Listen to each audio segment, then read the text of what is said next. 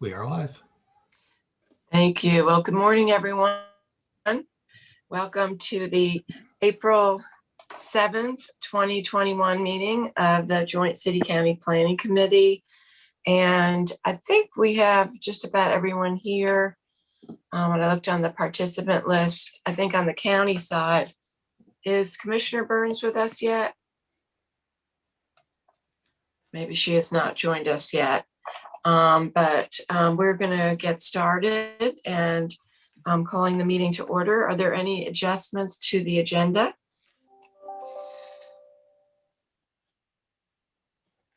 Good morning, everyone. Sarah Young with the Planning Department.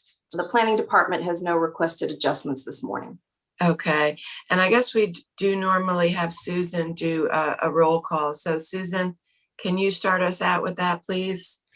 Councilmember Reese. Here. Commissioner Jacobs.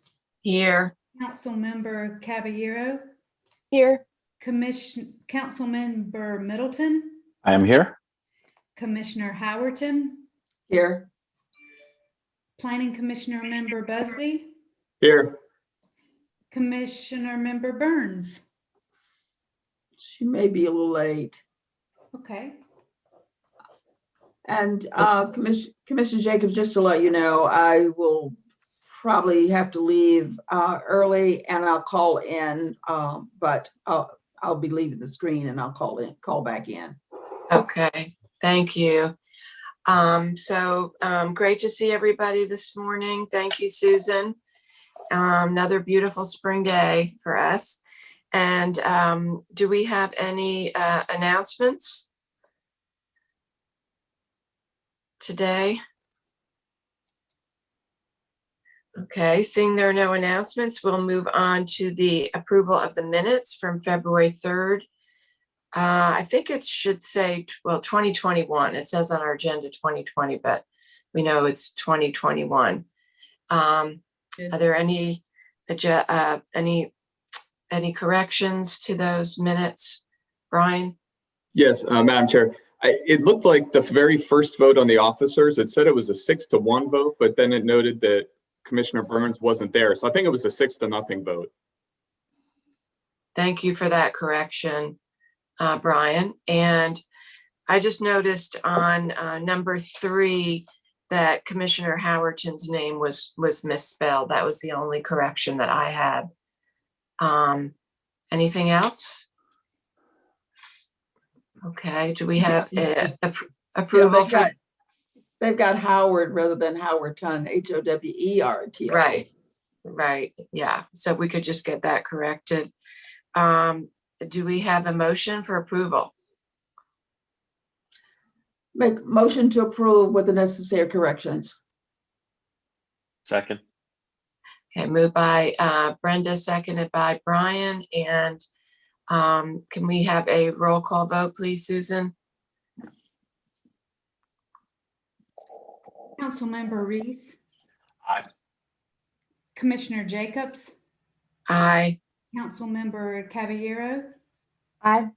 Councilmember Middleton. Vote aye. Commissioner Howerton. Aye. Planning Commissioner Busby. Aye. Thank you. The minutes are approved unanimously.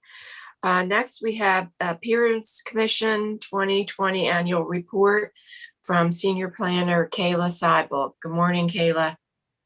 Good morning. My name is Kayla Seibel. I'm a senior planner with the Durham City County Planning Department.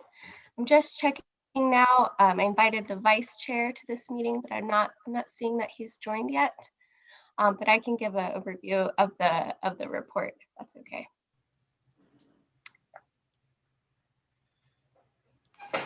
Okay. All right. I'll give the report, and if Brant Smith joins later, I'll ping someone. So I'm the staff liaison for the Appearance Commission. The chair and the vice chair could not be here this morning, but in your packet, you have a report from the chair detailing the commission's 2020 accomplishments. Just a brief overview. The Appearance Commission has 15 members. 7 are appointed by the City Council and 8 are appointed by the Board of County Commissioners. And the Appearance Commission's mission is to cultivate visual appeal and recognize the benefits of good design, which enhance the quality of life for residents of the city and county of Durham. So the commission has 4 subcommittees that work on various activities. Due to COVID-19, the commission took a break from meetings from March to August and resumed virtual meetings in September. And they've been meeting monthly ever since. The planning department has supported the virtual meetings they've been having for the commission. The last year in 2020, the commission had to postpone the annual Golden Leaf Awards due to COVID-19. This is an awards ceremony recognizing new developments, architecture, urban design, and landscaping across Durham County. The commission is working on a new date to both celebrate 2020 awards and plan and prepare for 2021. Members of the commission have been involved in the comprehensive planning project, both attending outreach team meetings and reviewing the draft goals and objectives this past year. So it's just a brief overview of the report. I'm available to answer questions or pass along any feedback you have for the Appearance Commission. Thank you. Thank you, Kayla. And, please pass on to the Appearance Commission our gratitude for their great work. The Golden Leaf Awards is always one of my favorite things. And I really appreciate, and I know all of our elected officials do the work that the Appearance Commission does. So please do pass that on. Are there any comments, questions from board members? Madam Chair, I do. Yes, go ahead, Mark Anthony. Thank you so much, Madam Chair. Good to see you and good to see all of my colleagues here, and greetings to everyone watching. Thank you, Ms. Seibel. Good to see you. I appreciate the work you folk are doing. I was looking at the commission goals for 2020 to 2021. Would you say a little more about the developing and maintaining sponsorships bullet? What exactly does that mean, and what that would look like, and what would they be sponsoring, if you don't mind? Yeah, the Appearance Commission, they do fundraising every year to gain sponsorship to support the Golden Leaf Awards. So they ask firms and the general public to donate money to support that award ceremony. Specifically for the Golden Leaf Award, right? Okay. Yes, that's what they use it for. Mm-hmm. We're not going to have designers writing checks and then all of a sudden they get the Golden Leaf Award. Or this is what the sponsorships were about the mission of the actual commission. I appreciate you. Thanks for the clarification. Just messing with you. Thank you. Great question. Any other comments or questions? I guess what my follow-up, Kayla, was I noticed that one of their goals was about increasing the online and social media digital outreach. And so I did look at the website that is going on right now. And I guess one suggestion I have is, I don't know if it's possible to actually have information about, it lists the past winners, but it doesn't have any pictures. And I actually went to it because I wanted to look at the pictures. I love seeing like who are the people that were nominated and who won. So I don't even, just one thought is actually getting a picture up of, what projects won, and even the ones that were nominated, because I think it might inspire, other people and give people ideas. So anyway, that was just one of my suggestions, but thank you. Thank you so much. And before we move on to the next item, I realized I skipped city and county managers' priority items. And thank you for popping up, Ryan, so that I could remember that. Well, the county doesn't have any priority items, so. Okay, John. Good morning. Neither does the city. Thank you. Okay, well, I appreciate both of you being here. Thank you so much. And next we have the Durham Open Space and Trails Commission 2020 Annual Report with Carl Kalasna, Senior Planner. Hello, everyone. My name is Carl Klausner, Senior Planner with the Durham City County Planning Department. My introduction will be very brief here because I'm happy to say that we have the current chair of DOST, Kamala Hayward-Rotimi, here, who will be giving us a little update. I'm here for any questions on sort of the administrative side, but I'll let Kamala take it away. Good morning, everyone. Good morning. I'm Kamala Hayward. Oh, sorry. I'm Kamala Hayward-Rotimi, Chair of DOS, the Durham Open Space and Trails Commission. I'm pleased to have this opportunity to present our 2020 annual report and the following requests on 2021.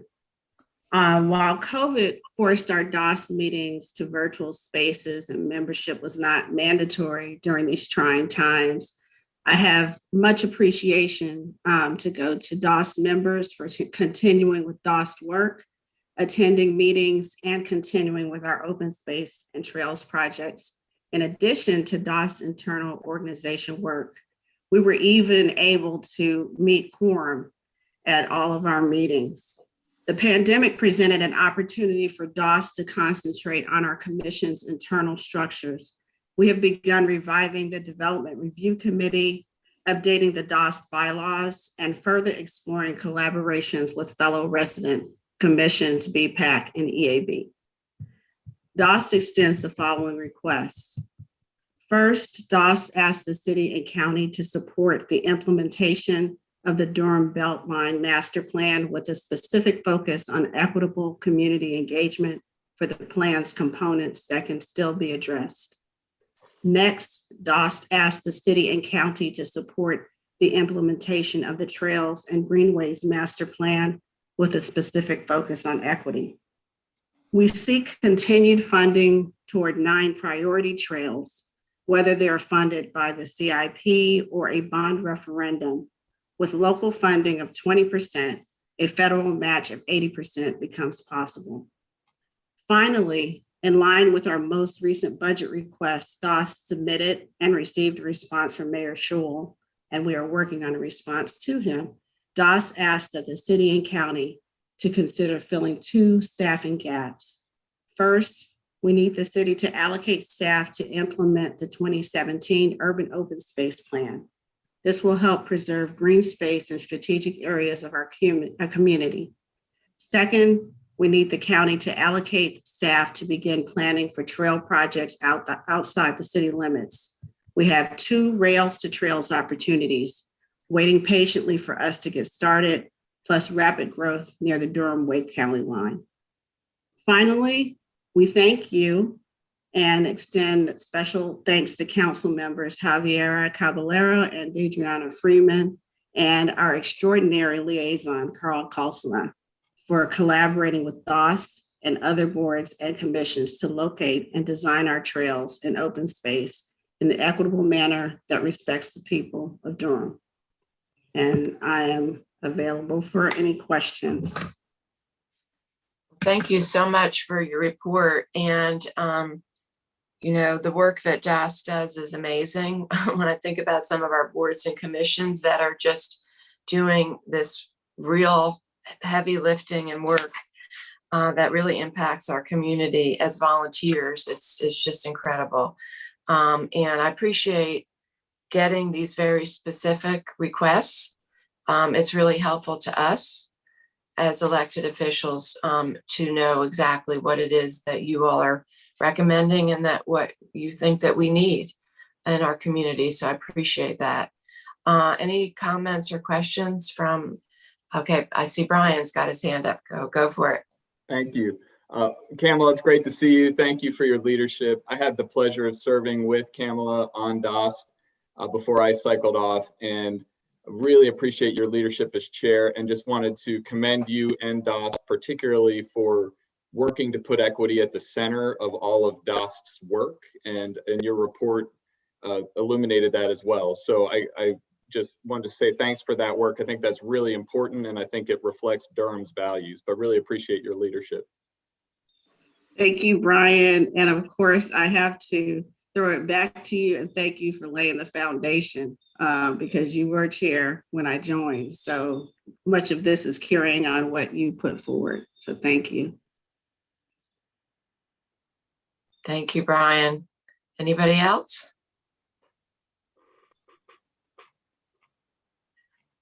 So I just wanted to follow up on your, Kamala, your specific request. We are going to talk about the work plan on this agenda.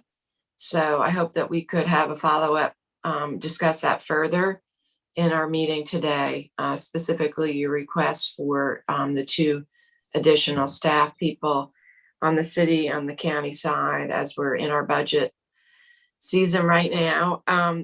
And one of my questions to you was related to the Durham, the matching grants program, which has been one of our great successes in Durham. I mean, thinking that we fund like $77,000 a year, and we've been able to leverage $6 million worth of projects, spending I think it was 9 million. And we've been able to fund, 116 projects. And every year, when I look at the projects that get funded, there's such a reflection of the diversity of our community. But I did notice that there were, I think I wrote it down, there was something like 7 applications and 190,000 requests. So certainly, there's a much greater need out there. And I honestly don't know how long we've been at 77,000. Do you have any idea how long it's been at that amount? And have we ever increased that amount with, as our community has grown? And do you know? Yeah, that's a good question. I do not know how long it's been at 77,000. Brian might even have an idea, but what I will say, what was really different about this recent granting cycle is that, as you see in the report, this is the first time that we introduced a smaller grant. And that was introduced to try to address, expand the opportunity to groups that are not actually nonprofits, who do not have 501c3 designations. And so with that inclusion of the smaller grant, it actually shrunk in a good way that 77,000, because what we're trying to do is expand the pool of people who would normally apply. So that said, we do need to actually increase that amount. This is the first year that, in my understanding, that we had to turn some people away. And we had to give partial grants as opposed to full grants. So, yeah, but I'm not sure how long it's been at 77,000. Okay.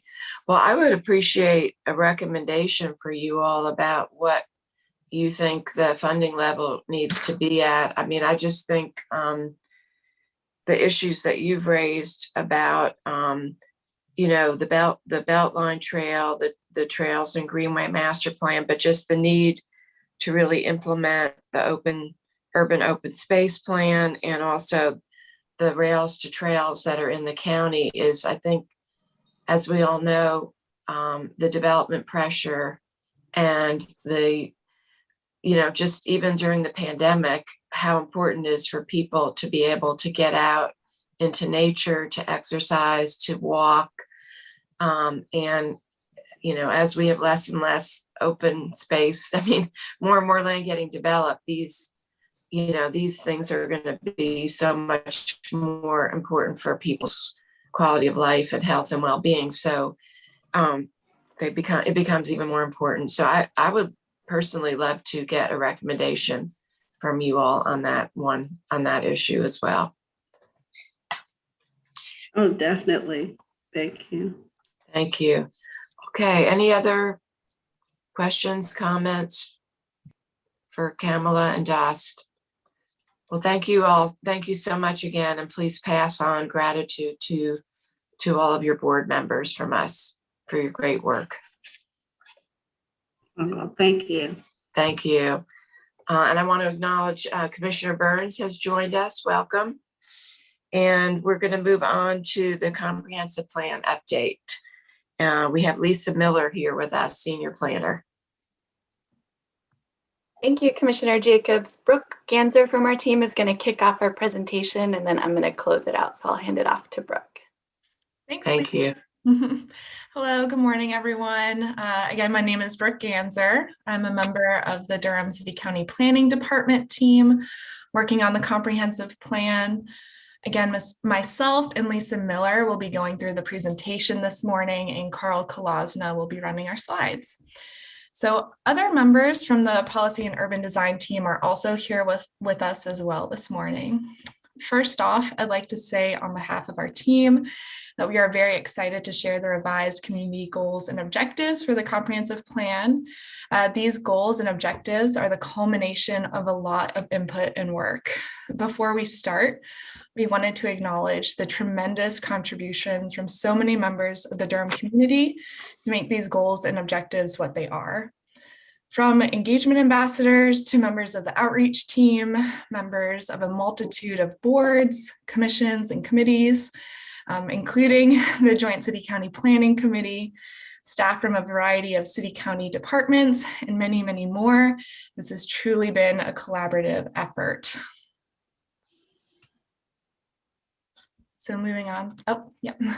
So here's a brief list of what we're going to discuss today. We'll be primarily focused on revising community goals and objectives that were shared with you on Thursday. Our team has been working to propose revisions to draft community goals and objectives. Last time we talked about our ongoing work to get feedback on goals and objectives with the outreach team, preliminary input from fall engagement ambassador sessions, small group engagement focus groups, and an online survey opportunity. We also discussed the work in the Southeast Durham focus area to gain a better understanding of community needs and priorities for this area and provide early land use designation guidance. So last, we discussed an approach for including objectives that had less direct land use connections, and we will provide an update to and build upon these items today as well. Planning staff is continuing to seek general guidance on our comprehensive plan work. And this morning, we are particularly interested in hearing any questions or concerns you have before we begin the adoption process for the community goals and objectives. So between the fall and winter engagement efforts, approximately 850 residents provided input on the draft community goals and objectives.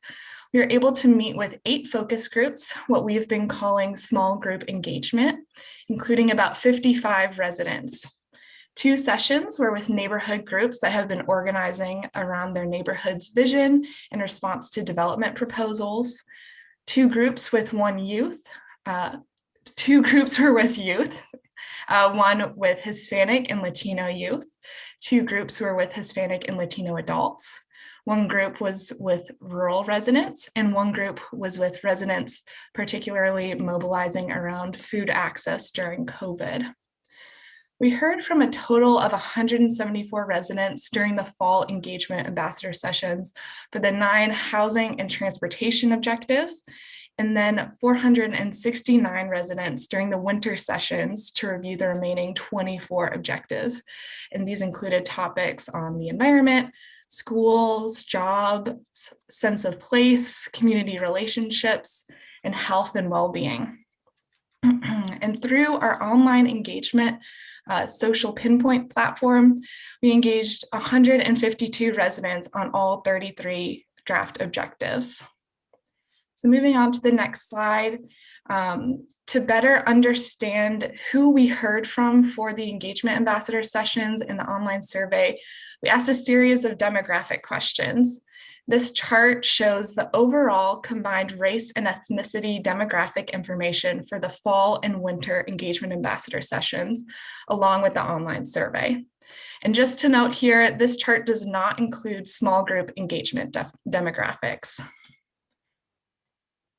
So as we can see on this slide, this is a breakdown of how people identified racially between the two engagement methods, and you can see some pretty distinct differences.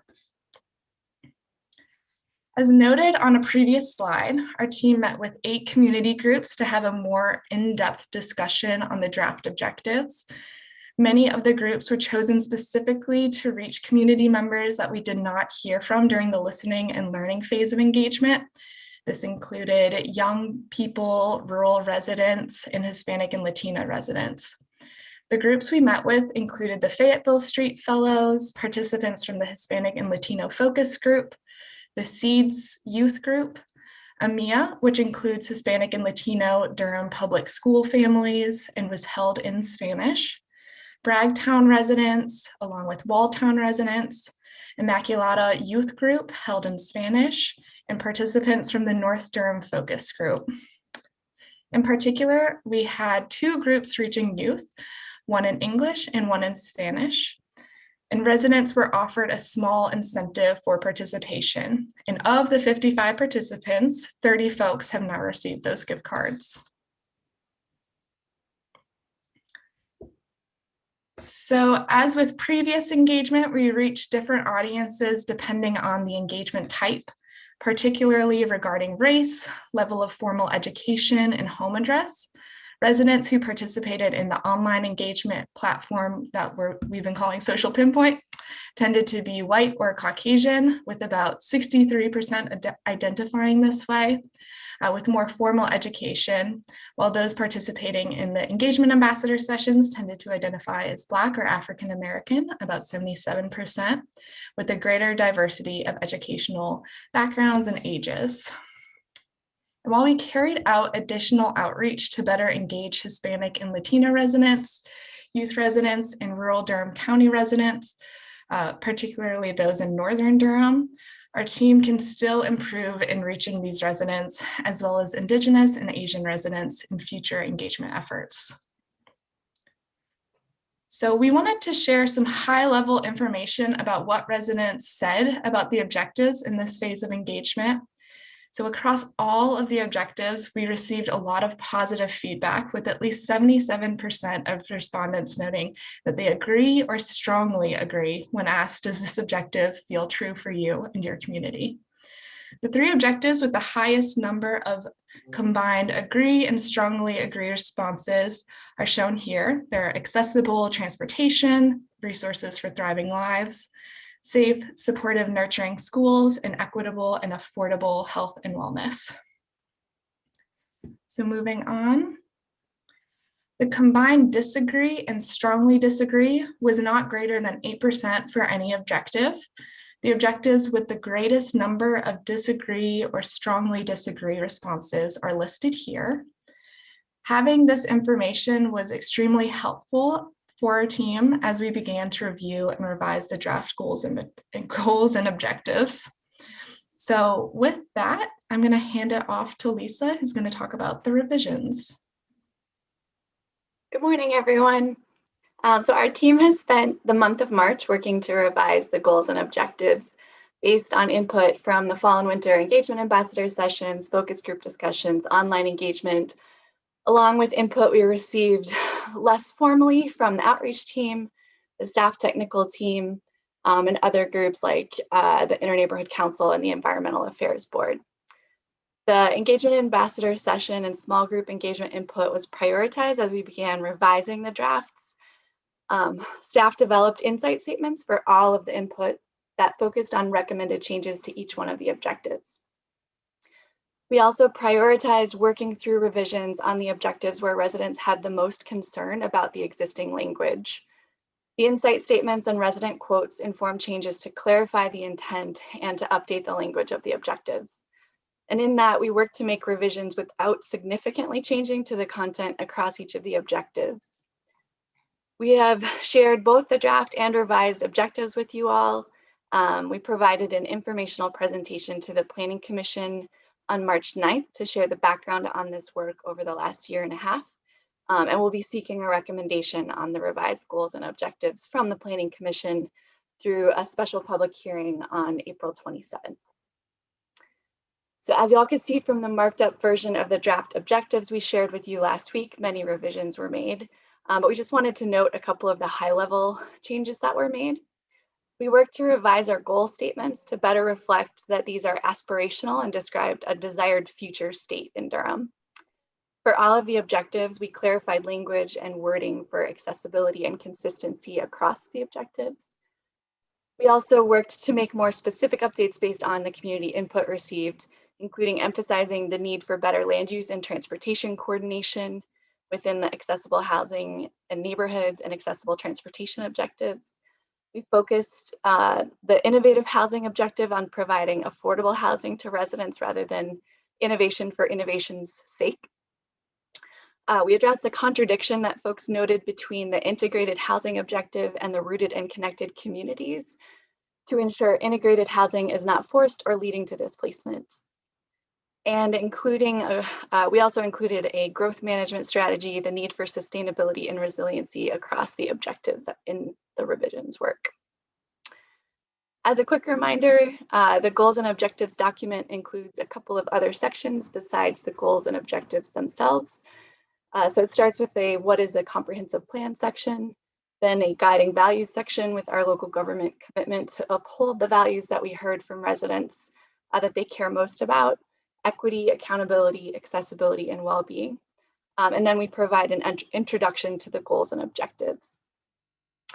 The final section of the document then contains the goals and objectives themselves. Each topical goal statement is followed by corresponding objectives. The objective, which you see on the right in this slide, includes multiple parts: the title, identifying the overall topic and values, an initial objective paragraph, a supporting background paragraph providing context based on residents' current experience, a final objective paragraph, and then a group of resident quotes that were used to help draft the objective.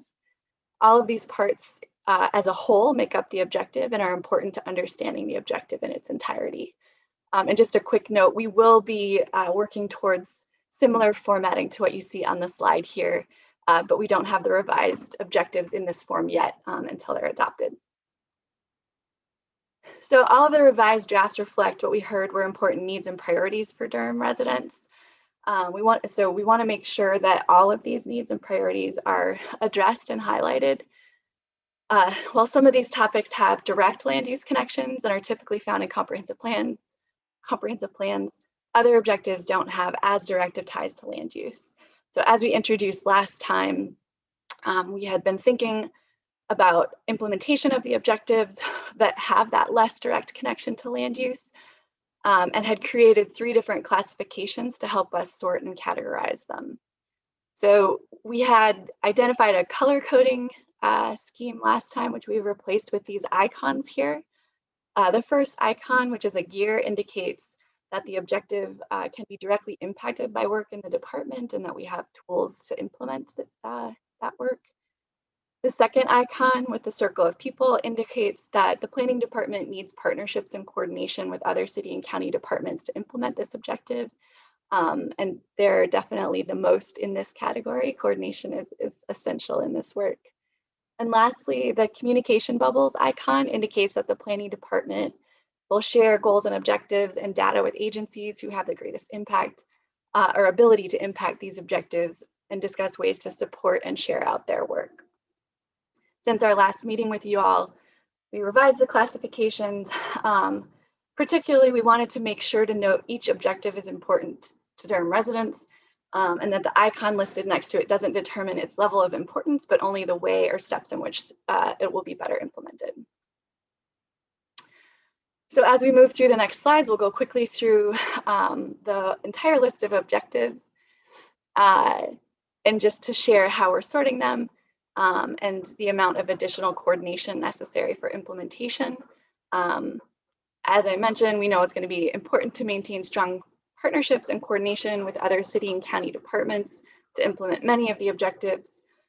Our team has identified that all of the objectives under the sense of place, community relationships, and housing and neighborhoods goals will require that intra-departmental coordination. So while the planning department has direct ability to address the objectives Some of the objectives here, there's also a number of them that require that same high level of coordination and collaboration, particularly thinking about working with our transportation colleagues and the sustainability office.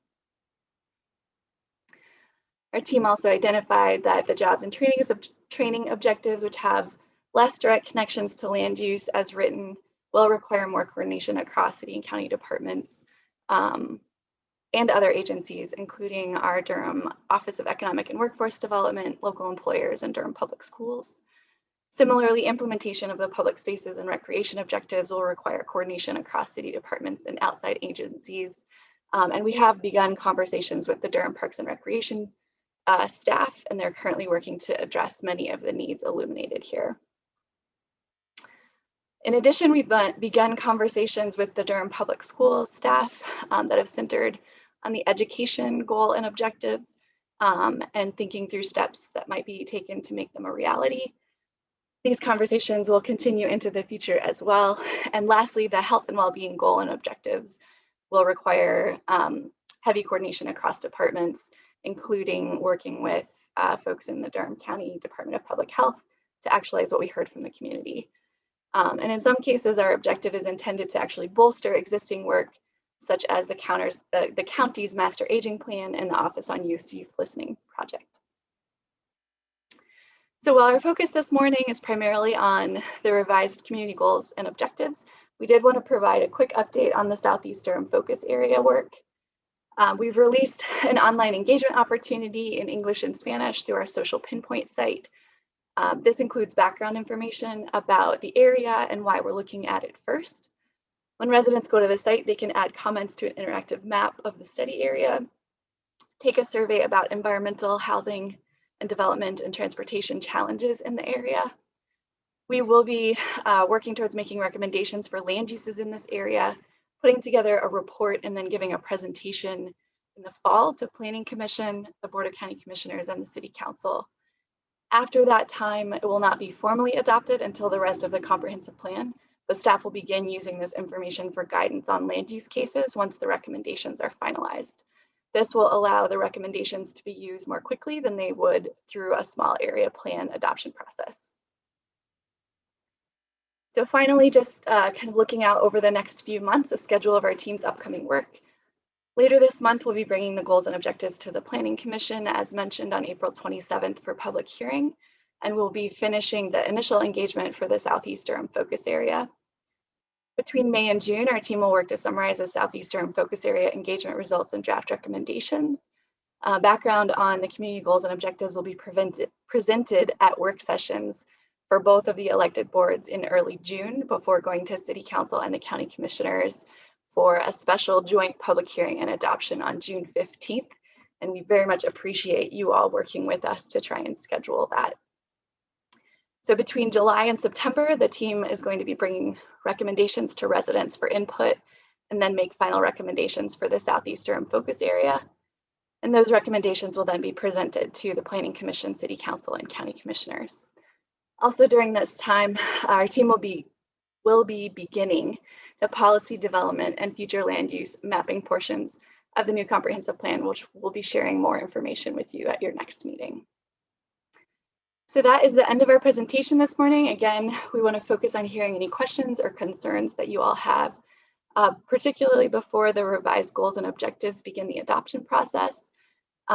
We thank you for your time again this morning. Happy to answer questions more broadly. And I also just wanted to note, we do have a few members of our resident outreach team here this morning, and just wanted to mention that in case any of them are interested in speaking. Thank you.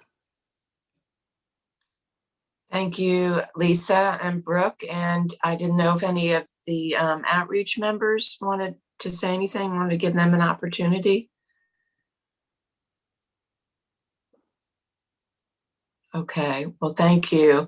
Madam Chair, if I might, could we at least meet them? Could we at least meet them if they would? Yeah, sure. They do And such maybe vital we could work. go back to the full Absolutely. screen so we can see everybody.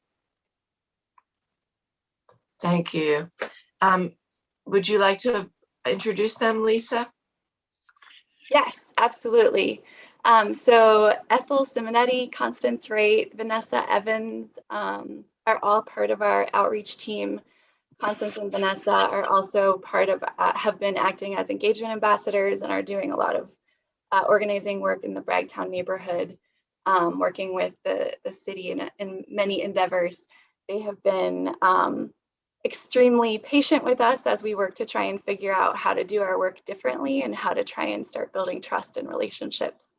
And hey, thanks for turning your video on, Ethel. Yeah, so they've been fantastic. They've brought fantastic perspectives to the work. Oh, there's Vanessa. And we've really enjoyed working with them. So I don't know if any of y'all want to say anything, but thanks for being here this morning. Thank you, Ethel and Vanessa. Yeah, we welcome you. If you want to share any comments with us, thank you for your work. I just want to say good morning to everyone. I'm excited about the work that we're doing. I hope that it will bring more clarity to all the different areas of Durham that need certain things. So I'm just excited in the work that I'm doing to help bring about a new innovative Durham for everybody. Thank you, and welcome, Constance. I see you there too.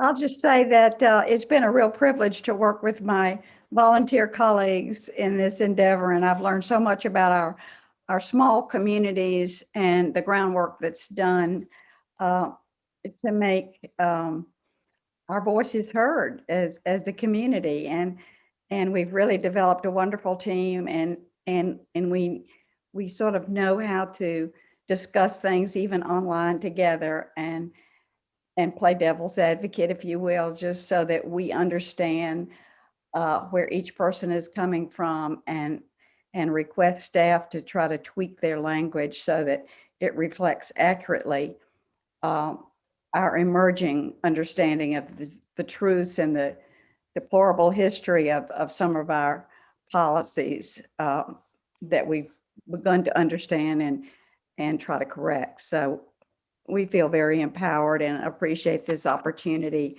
so much to go out in the community and then come together with our perspectives. Thanks so much. Thank you. And Constance, I'm not sure if you wanted to share anything. Well, I'll just say, I agree with what Vanessa said, but I'll also say that it's been a very, very intense learning experience for us as far as how, government works, how our input would really impact what goes on and comes into our communities. So I'm happy to be a part of this team. I'm happy to be learning a lot of the different things that go on within the government in particular. So thank you. Thank you. And I know all three of you are involved in a whole lot of other things too. So really appreciate your leadership on this issue. Well, thank you. So we'll turn it back to board members. Any comments, questions? Go ahead, Commissioner Burns. As always, Lisa, it is a pleasure. You always do a really great job with your presentation. So thank you for the work that you do. I think a lot of times when we as leaders go out into the community, it's not just about a good presentation, but we always want to look and see if the work being done is representative of the folks that it seeks to represent. And you never seem to fail on it. Now, you might have in the past, I don't know, since I have known you, you always seem to hit that mark, and I'm appreciative of it. And it helps me because I can go out and speak confidently about this work. So when people question it, I can actually say, no, they've done the work, they've gone to the communities. And on top of that, they're welcoming. So if you want to be a part of it, I'll say, we'll call Lisa and bother her. Something that one of the members said, Mrs. Wright, just know that this is a reciprocal relationship. So while you are learning, please know that we're learning from you, and we appreciate you being here. And just for everybody else who has said that, it's been hard work, the fact that you all have stuck it out and recognize it's hard work and you're still here, I appreciate that, because public service is very hard, especially when you're doing it as a volunteer. And I'm just hopeful that when this work is done, or as this work continues, I can be a spokesperson and an ambassador for you and say, no, we can trust this. As somebody who works in government and now serves with government, it's hard at times for people to believe in the documents that come out and the surveys that come out. I'll just end this. I appreciate you giving us those tabulations. That data, again, aids me in being able to go out and speak confidently about the work that you all are doing. So thank you, thank you, thank you. And I look forward to working with you all soon. Thank you. Any other comments or questions? I know that Lisa and Brooke are seeking guidance. Councilmember Javier. I'm good with just my first name. I've always felt uncomfortable the other way. Good morning, everyone. That was a really excellent presentation. I just had a real quick question with engagement, and you all noted it in the PowerPoint slide. As we see different communities moving into Durham, just one thing that we can always track is what other high use languages are moving in, because it will help us with our engagement efforts. So while you noted engagement with Asian residents needs to happen, there are Arabic and Swahili speakers would probably be our third and fourth next highest use language in communities in Durham. And so as we think about engagement, not just in this process, but in general, I've learned a lot around that in the last year with the pandemic. And these are communities that really, really are invisible in most of our government spaces. And I would also suggest DPS being a really great kind of canary in the coal mine of the different communities who are moving into Durham, because the students end up being in our public school systems. So other than that, thank you. I thought it was excellent. I look forward to hearing more. Thank you. Anybody else? So I will just share that I've just been continually impressed with the process that you all are engaged with. It's incredibly intentional and thoughtful and iterative. I love the fact that you're creating a vision, that everybody is collectively creating this vision for the future of our community, what people really want Durham to be like, what kind of a place people, aspirational vision for everybody. And so I just really appreciate it and love that, something that we can all get behind and embrace and try to make happen.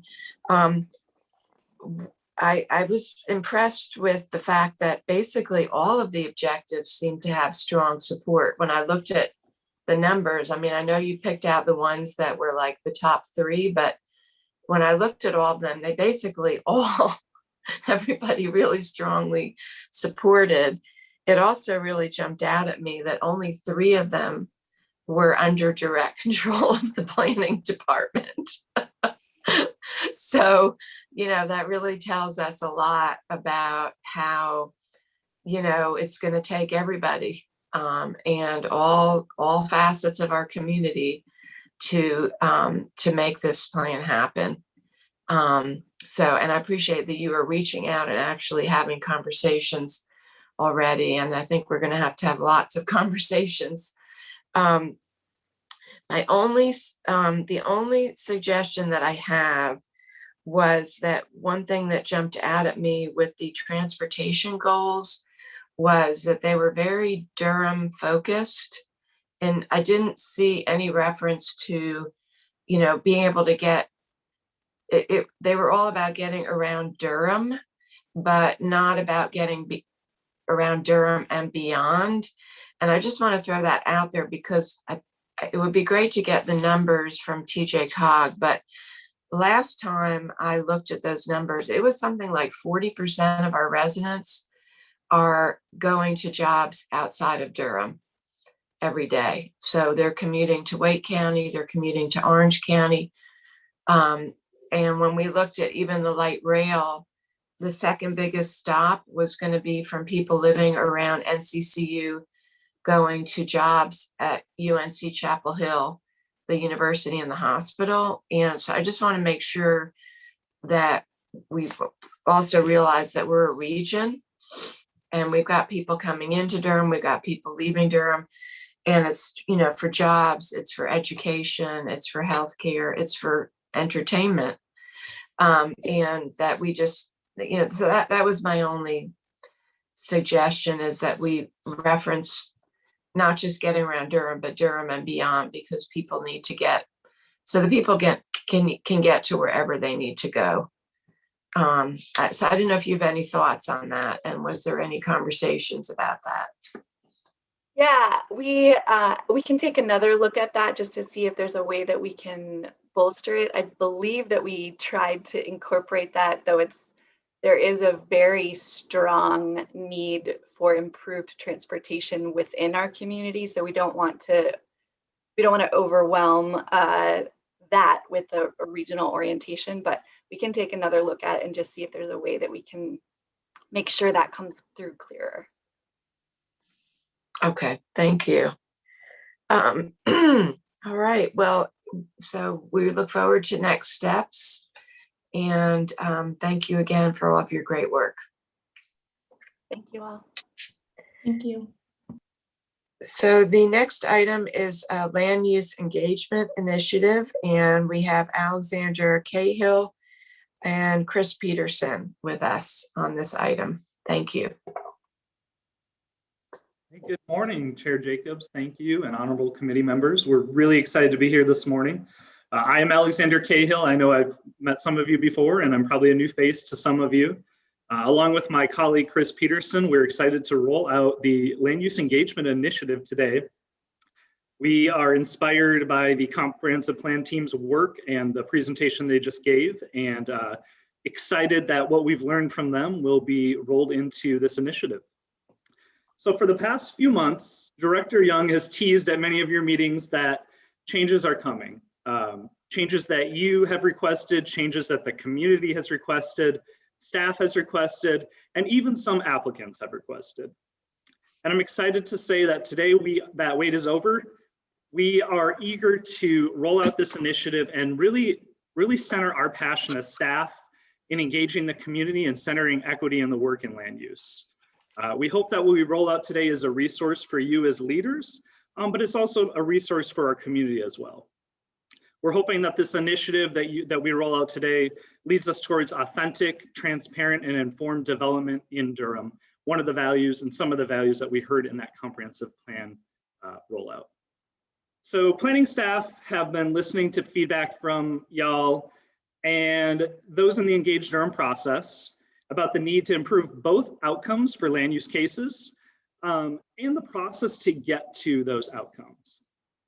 In multiple mediums, venues, and formats, we've heard these concerns as staff, and every time we have documented them and taken them to heart. So what we've done is taken this feedback and created what we believe is a vision and a platform and a paradigm that captures the array of richness and voices that we have heard so far, and also creates some spaces for those voices that we have not yet heard and need to.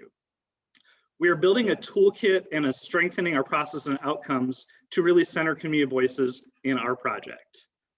We do understand that this land use engagement strategy that we are rolling out today needs to be adaptable and responsive to the changing nature of the current pandemic environment. And it also needs to vision for what the post-pandemic environment should and could look like. Well, we don't have all the answers today in our presentation, and we shouldn't have them all today. We do hope and anticipate that the narrative begins to change and we provide additional ways for our community to stay engaged in this conversation. So a quick overview of what we're going to cover today is we're going to go through the Land Use Engagement Initiative, goals and guiding values. What is it? Talk about some of the phases that you saw in your JCCPC staff report. We are going to do an interactive demo, so a little bit of engagement with y'all today. With our new land use landing site and some of the interactive tools that we have. We're going to go over some of the stakeholder roles, and then we're going to ask for your guidance and direction. Is this right track, wrong track, and are we hearing the community correctly? Are we hearing you correctly? What do we need to amend? So you heard from our comprehensive plan team just previously about the goals and objectives, the process and how they got there. I'm not going to go over that again, as they've done such a great job presenting on that. But what we did want to say is that what we've heard and what we're learning from other staff is that we need to use these goals and objectives as guiding values in the work that we do in land use. We need to ensure that cases that come forward are equitable, that there's accountability in them, we're creating accessibility, and there's a sense of well-being in all these cases coming forward. So staff in land use will be looking at these guiding values as we roll out these initiatives and develop these toolkits. And then we're also going to center back to the community relationship goals offered by the comprehensive plan team. We want to make sure that the community engagement is informed and involved at all steps in the process. We want to ensure that intentional planning and decision-making occurs at each step of the process. We believe what we show you today will help us get to those goals and act as a gut check as we move forward. So we have visioned for this work in 2 phases, essentially. The first phase is centering community voices, really finding engagement strategies and mediums to engage the community in different ways in land use cases. Phase 2 is going to be a focus on applicant training and developmental strategies. Because we want to center community voices, we thought that needed to be phase 1. So some of the things that we have begun doing is creating surveys that we have sent out to residents soliciting process improvement ideas for land use. We've sent these surveys to applicants as well. After today, we hope to share the link with y'all so you can share out with your constituents and get even a broader spectrum of feedback. We have started our pre-submittal meetings for land use with discussions around community engagement. What does that look like? Have you reached out to the stakeholders in your neighborhood? Have you identified which voices aren't included and need to be? This has been a learn as we go process as we have these conversations with applicants. It is a new conversation for some of them, but it's something that staff has been doing pretty rigorously and really being a resource to applicants as they come in with new case ideas. The other idea of phase 1 is that we'll work on some educational strategies for community members. We understand that to be an active participant and an engaged participant in your civic government processes, you need to have an understanding of how they work. And we haven't necessarily always had the time or bandwidth to do that. So we honor the fact that educational strategies need to be centered in this work as we move forward as well. We believe more robust neighborhood meetings are central to the success of this process. Right now, neighborhood meetings, it's a great requirement. They're required for land use cases, zoning map changes, annexation petitions. And they began July 1st, 2020 for all those cases. But we recognize that while they're great information sharing sessions, they aren't necessarily engagement sessions at this point. They're really a Q&A. And what we want to do is revision for these, get them to a point where they are soliciting feedback, demonstrating the community's feedback in the proposal, and making sure that is apparent as the application comes in. We are working on a record of community engagement. We do have an applicant that's testing that out for us right now. And this is a form which I think you found in your attachments in the memo that demonstrates how the feedback from the community has either informed or not informed a case as it moves forward. We want a clear record of changes as a case moves forward. We know sometimes as a case comes in that a community member will say, well, I offered this idea and I don't see that reflected anywhere. We want to be able to capture that and show whether it was reflected or not. We do recognize that sometimes there is a staff expertise element that demonstrates why we can't do something, and we need to be clear and honest about why we can't. And then the other 2 things with phase 1 are the social pinpoint interactive mapping and input tool that we'll demonstrate in interactive demo today. And then ongoing, we recognize this process, again, is iterative and adapted, needs to be adaptable. And therefore we need to engage in ongoing stakeholder interviews. We need to listen to community members as they talk to us. We need to listen to other staff as they engage the community. And so that will be a continuous, robust, ongoing part of our mindset shift in land use. And then the phase 2, as I mentioned before, we're going to focus on developmental strategies for applicants. A lot of times we ask them to do things that maybe weren't in their scope of understanding or learning, and we just kind of expect it. And so one of the things that we're visioning for and trying to figure out is, what does it look like to develop an applicant community engagement training program? How do we get them to be strong ambassadors and voices for our community, instead of their current role, which is they need to get their projects through, or they'd like to propose a project and get it through. So we're looking at ways to explore what that looks like. We haven't fully fleshed this out yet, and the reason we haven't is because it really needs to be an iterative process based on the feedback that we received from the community in phase one. At one point we did map out and lay out what this all could look like, and then we realized that that doesn't center the voices in the way that our values tell us they need to. So that will evolve as we go, and we will keep y'all apprised and updated as we have more information about phase two. So we are going to go to the land use landing site. So we have a new land use engagement initiative landing site. And really this is a one-stop shop for community members to find resources on land use cases. We will make sure we share out the link with you, but it is also in your JCCPC memo as a linked attachment. So we've heard from the community that it can be hard to find resources on cases. We've heard from you as elected and appointed officials that it can be hard to find resources as well. And so to address this concern, we've created a one-stop shop that it's in its draft form now. It went live essentially today in its full functionality. And we definitely expect it to adapt as we hear more feedback from the community. So this tool is the same platform that was procured for the comprehensive plan project. We saw this as a way to begin concurrent implementation of some of the land use work and values that they have demonstrated and offered to you already.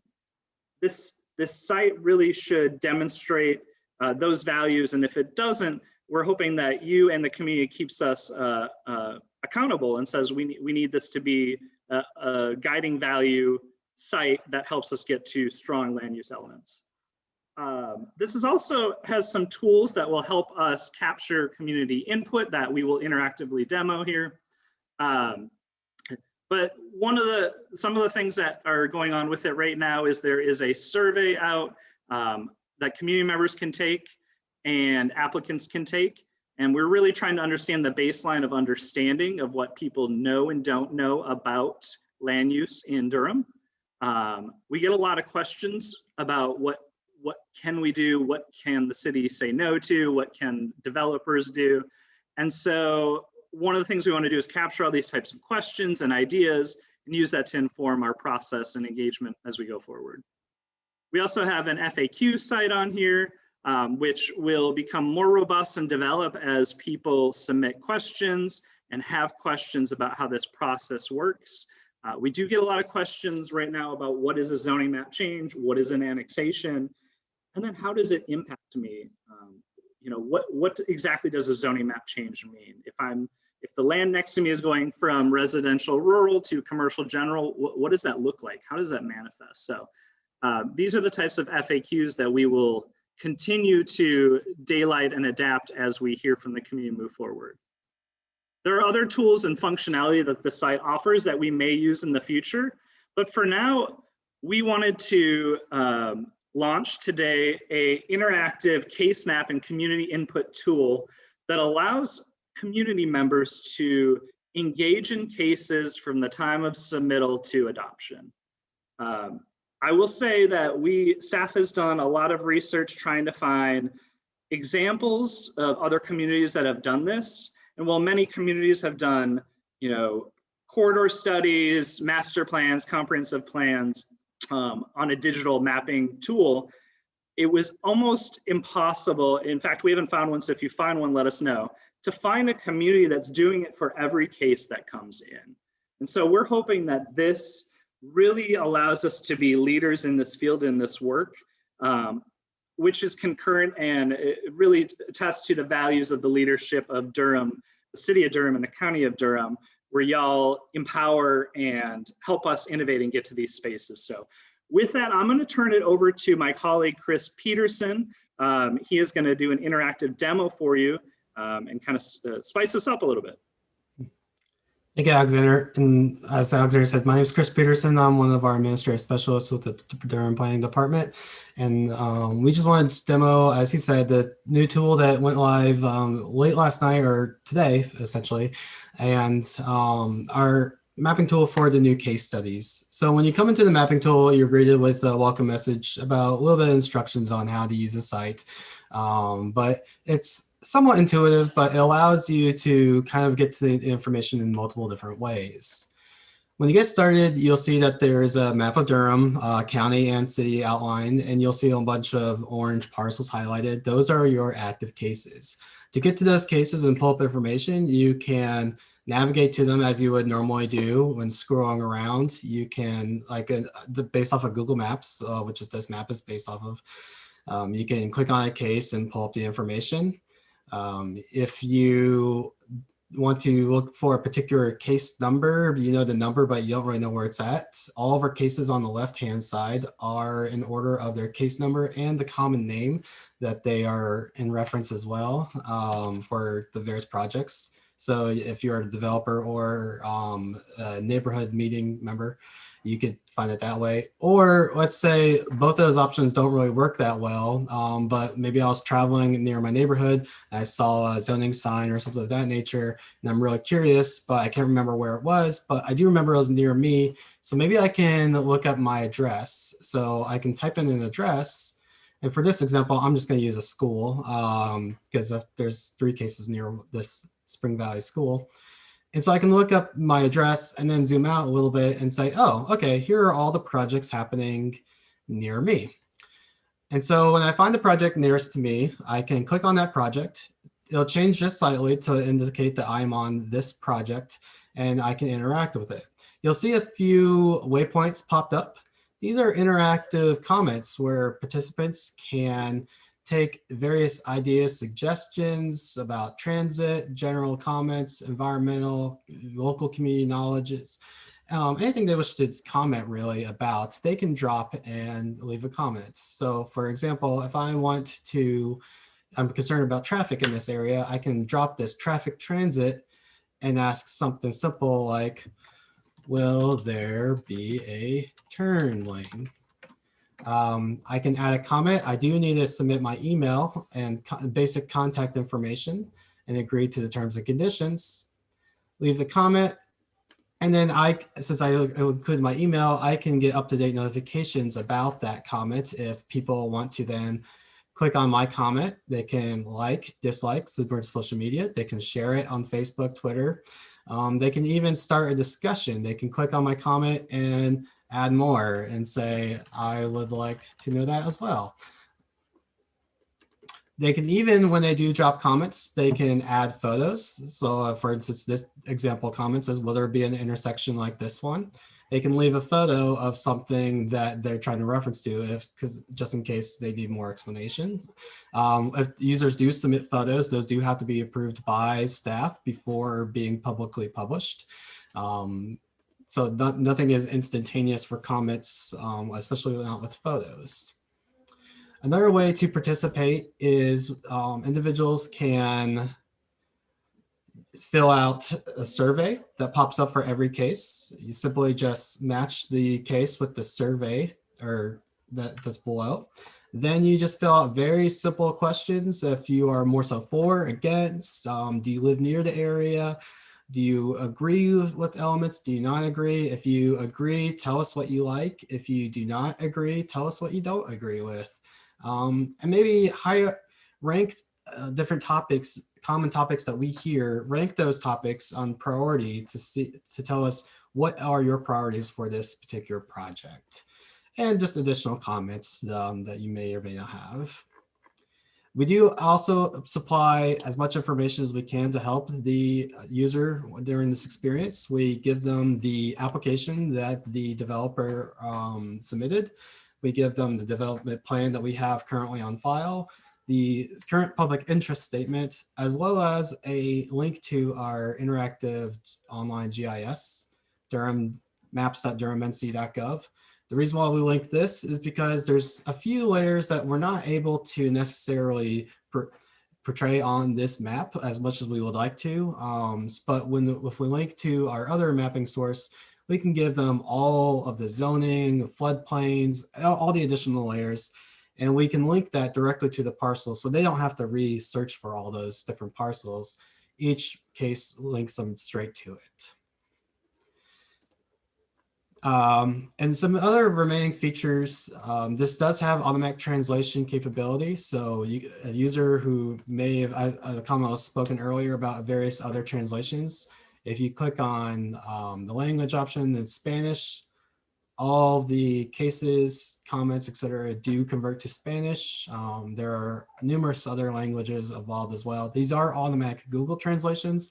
So some technical jargon, technical translations might be a little off, but we do find that it's pretty close to what we're trying to achieve. We can have users log in, create accounts, and track projects. So if you do want to kind of highlight and be a watcher on the project, you can sign up, and we can, once we have your list of approvals, we can then, those users can track and see what conversations are going on. Not only can you track conversations going on via logging in, you can also see what's going on just overall around the city and user comments. These are all just example comments and highlighted in colors based off the type of topics they are. And you can jump to that discussion however you wish, or just go ahead and comment straight from that topic. Each comment or each project has a different set of comments. So when I click on a different project, the original comments disappear because I'm now commenting on this new project. And so that way we keep kind of some of these comments on topic and don't try to kind of get confused with multiple things going on.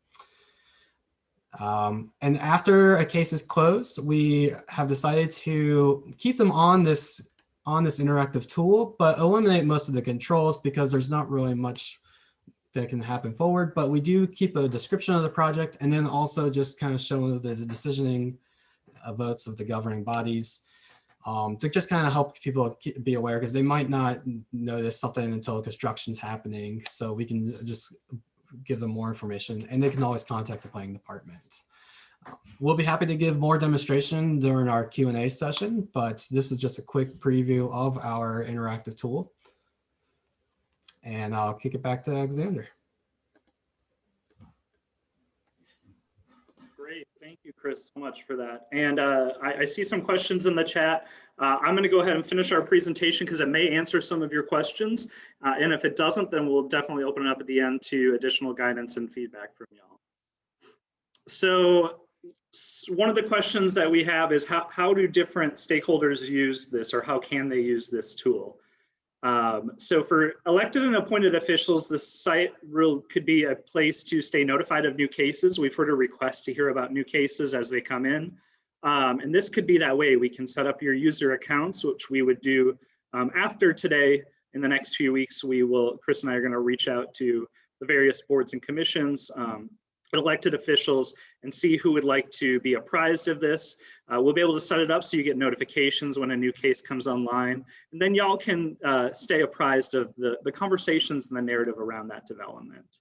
The other thing is there's some future functionality that's coming with Social Pinpoint in general that allows real-time follow-up to constituents in a collaborative model that we may be able to explore. And there's a slew of other tools that we may be able to build out as we go forward. The other thing elected and appointed officials can use this for is when you see the information or you see a case come to your respective body, your respective governing body, you'll be able to do your own quick gut check and see, has there been a conversation around this? Who's missing from that conversation? So really some cool ways for y'all to use it. Community members will be able to use this to find information on cases that impact them. They'll be able to respond to and interact with these cases, the ones that have meaning. They'll be able to see how a development proposal has changed or not changed based on their feedback.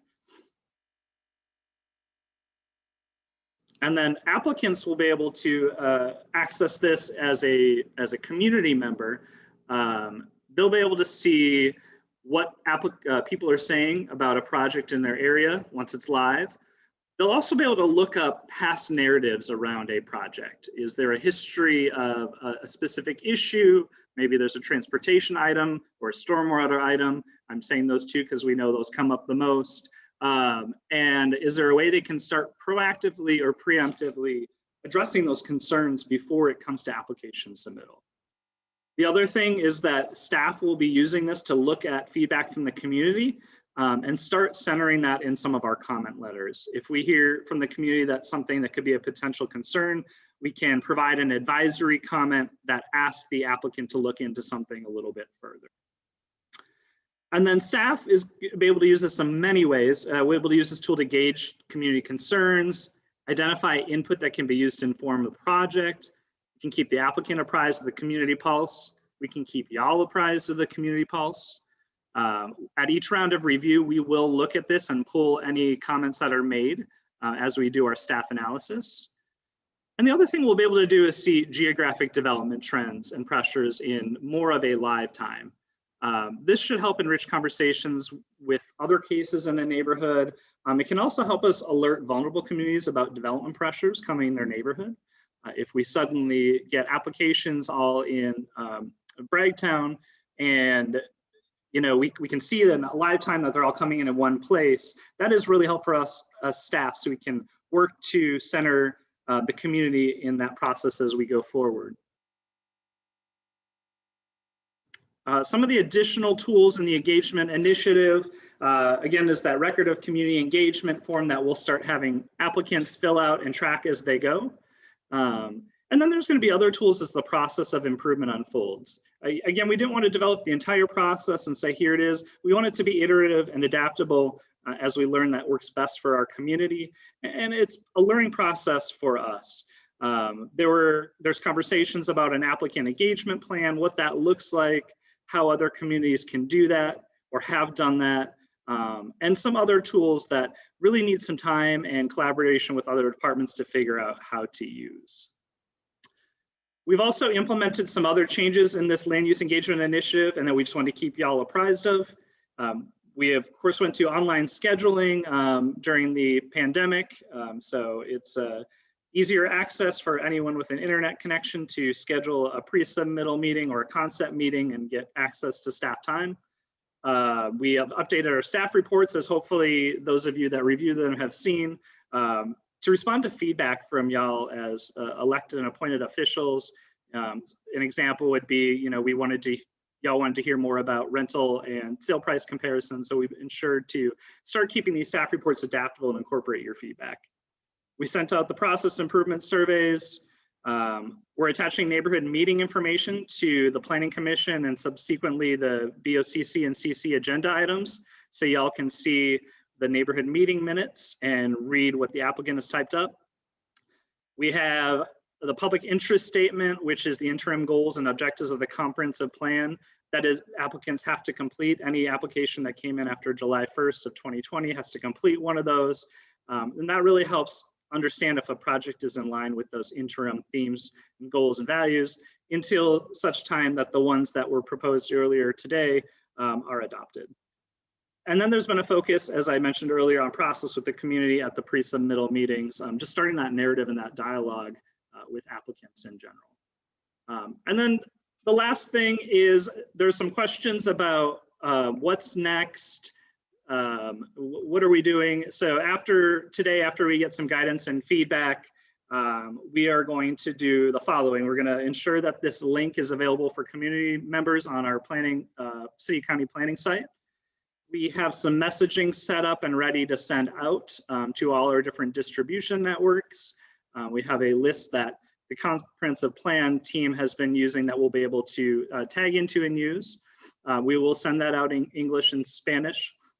And then we will reach out to elected and appointed officials and the different boards and commissions to see who would like to be set up for this tool. I also saw a question that wasn't in our presentation about all active cases, and that's a great question.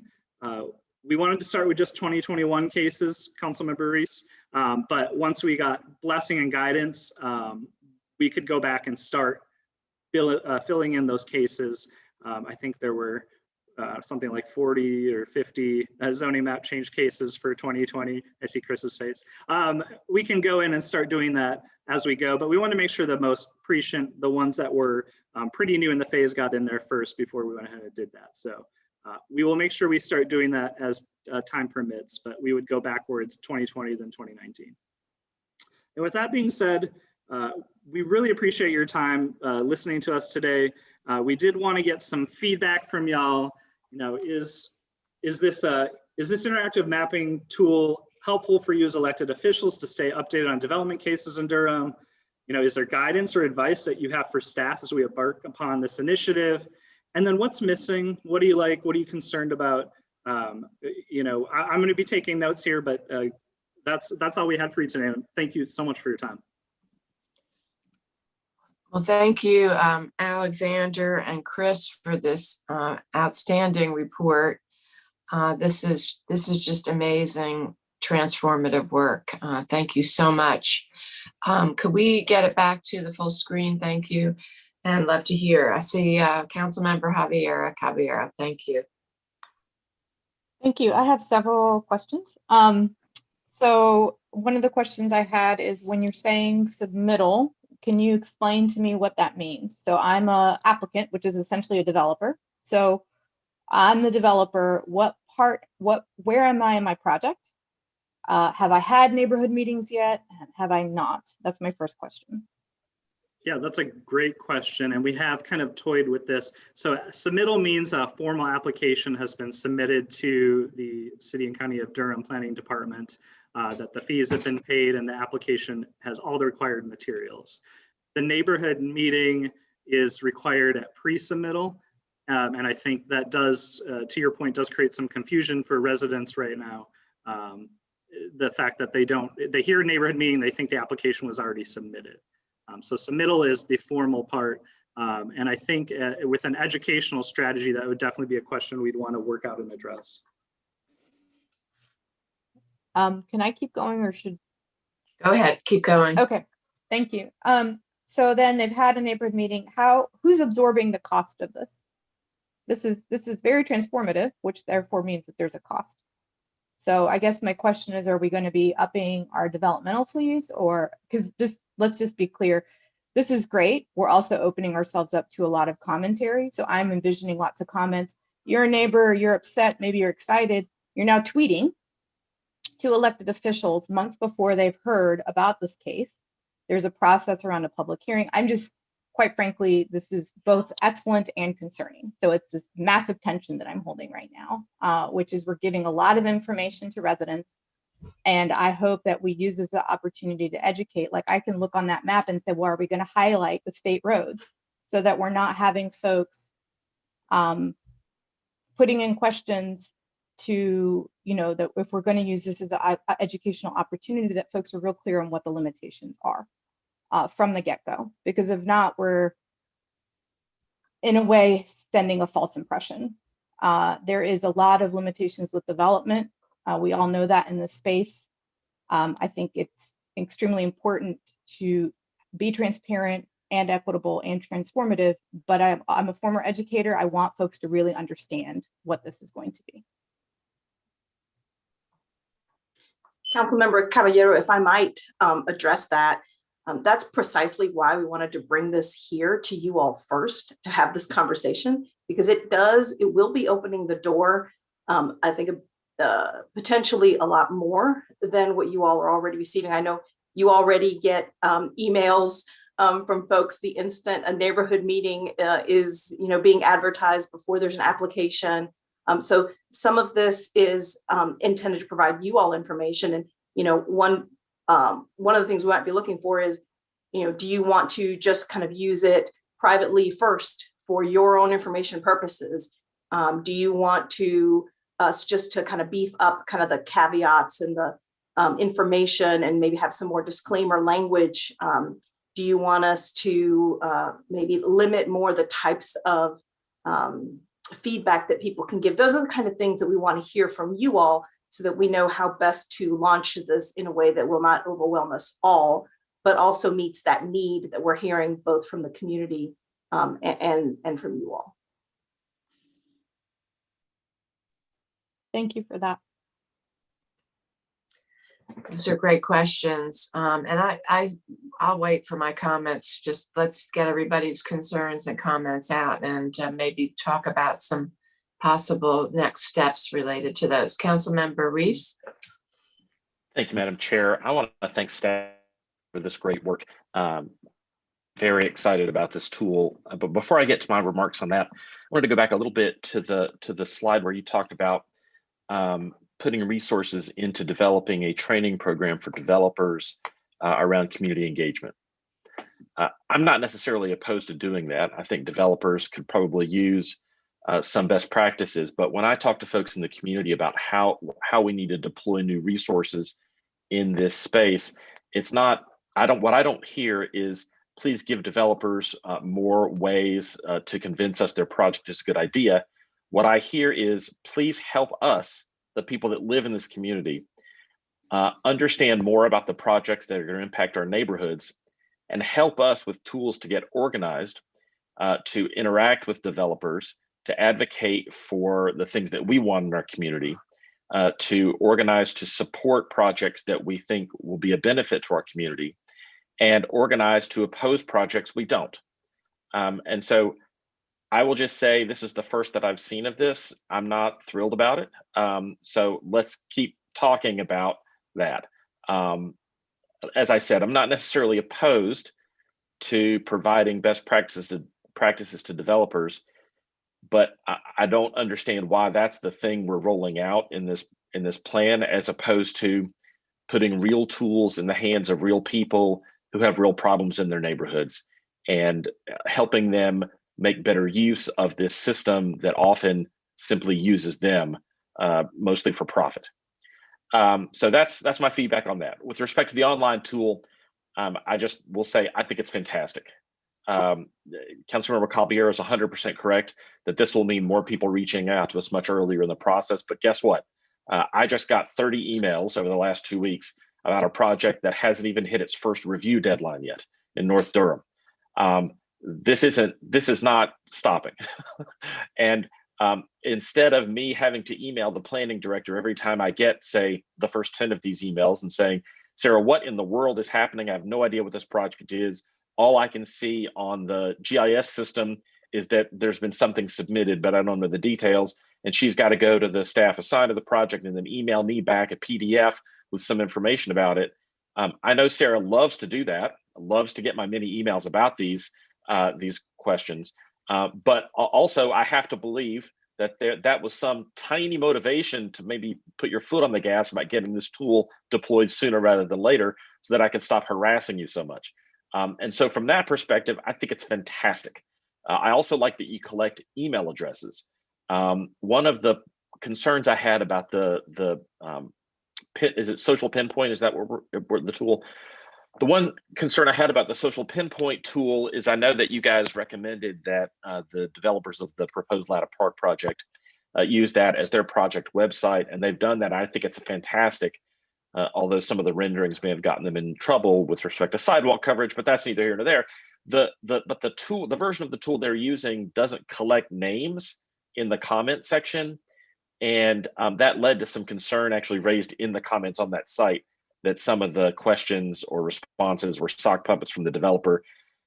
The way that the online tool you've shown us today collects email addresses doesn't necessarily solve that problem, but it creates an additional barrier to the kind of sock puppetry and perhaps more importantly, the suspicion of that I think it will add to some level of community trust. Also, the fact that the city or the city county planning department is hosting that as opposed to the developer for example, for the Latta Park project, also tends to lend some credibility to it. I wanted to know what the plan is for collecting those comments and making sure they get in front of decision makers like planning commissioners, county commissioners, and city council members. It could be a lot for some projects, but that's why they pay us the big bucks, is to read all this stuff. So I want to recommend that be part of the process as well, is collecting those questions and responses, and finding some way to bring those, feed those back into decision makers. That would be fantastic. The last thing I want to say is that moving us in this direction, as I said, Councilmember Caballero is 100% correct. More people will get more information about proposals to develop land a lot sooner than they do now. That will mean that they will start asking lots of questions and hitting our inboxes a lot earlier and a lot more frequently than they have. Cards on the table, I think that's a good thing. I think the more that people know about how their communities are going to be changed by this very opaque development process that we're forced into by state law is a good thing. It makes my job harder, but we can do hard things. I think one of the reasons that the development process has become so challenging over the last, say, 10 years is that there is this incredibly corrosive belief that elected officials are somehow in collusion with developers to force folks out of neighborhoods they have lived in for generations for the profit of greedy developers. The more and sooner we can get information to community members about what is being proposed, about the process that goes behind staff review of these projects, and then the public comment and review processes that lead up to a decision by elected bodies, the more confidence that folks can have that there is no sort of secret process that goes on behind closed doors, that we are engaging with the community and learning along with the community about these proposals. And in fact, with respect to the one in North Durham between Guess and Bivens, I first learned about this from community members. There'd been no outreach from staff or developers. I was up there yesterday taking a look at doing a little light trespassing because our neighbors brought this to my attention. And so all of that is to say, I think this tool will make our jobs harder, but it will make the process better, especially if it looks as great as it looks as we've seen it today. If it's as easy to use, I didn't see an address input, so I may have seen that in the demo, but I didn't see it on the actual website. So just wanted to put a pin in that to make sure that we have that kind of robust tool available. Because I think as Chris identified a school and zoomed in on that and then saw the development projects around that. So just to make sure we can put in a street address would be great. But I love being able to zoom in and out, and I'm very excited to see, because as a council member, some of the 2021 projects that are in there are pretty far down the road in terms of kind of active decision making on our part. It's the 2020 cases that I'm really like, I was clicking around looking for them, but I totally understand it's not straightforward to put these things in. The other small piece I would say is that in the website, and I've been playing with it a little bit, perhaps obviously, if we could get quickly, like in the title or in the label or something, the date that the application was filed, it would help kind of understand where, at least vaguely, how recently this has been filed. I don't get a good sense of that, nor does there appear to be any kind of sorting function in the little visual icons on the left side. It's just a list of projects and they're not alphabetical or anything. So anyway, just some more information about kind of where those projects fall chronologically would be great. I've said a lot of things and I'll stop talking now, but I appreciate the opportunity to give you some feedback. Thank you, Councilmember Reese, for your comments, and Commissioner Busby. Thank you. I want to commend the staff. This is really fantastic. I think from the Planning Commission side of things, more information to the public is a benefit. We spend a great deal of our meetings, especially our public hearings, really working through so many of these issues. I know that's true at the governing body as well, but I think we get it first. And I think the more that we can have that back and forth with the community and the applicant, that's really important. My main comment is I would agree with what Councilmember Reese noted, which is I think putting the primary emphasis on working with the community on the front end is going to be really important. I hope we can take advantage of community experts like Ms. Evans and Ms. Wright. I saw Ms. Green was on earlier as well. They've had to go through that boot camp of something gets filed and they have to become a citizen expert in a very short period of time. We have experts who have dealt with this from that community perspective. So I think the more that we can get their feedback and continue to build a system that works for them. And I saw the memo talked about really working to help educate community members about how does the process work? How can they engage effectively? I think that's really the most important thing. I do think it's interesting and I think it's worth thinking about the incentives for the applicants. And I don't know if the incentives that you proposed will be the ones that work. I think it's worth trying. When I read it, I thought, I hope that's enough that an applicant would look at it and think, yes, I want to do this. I want to really engage in the process because there's an actual tangible benefit for my proposal.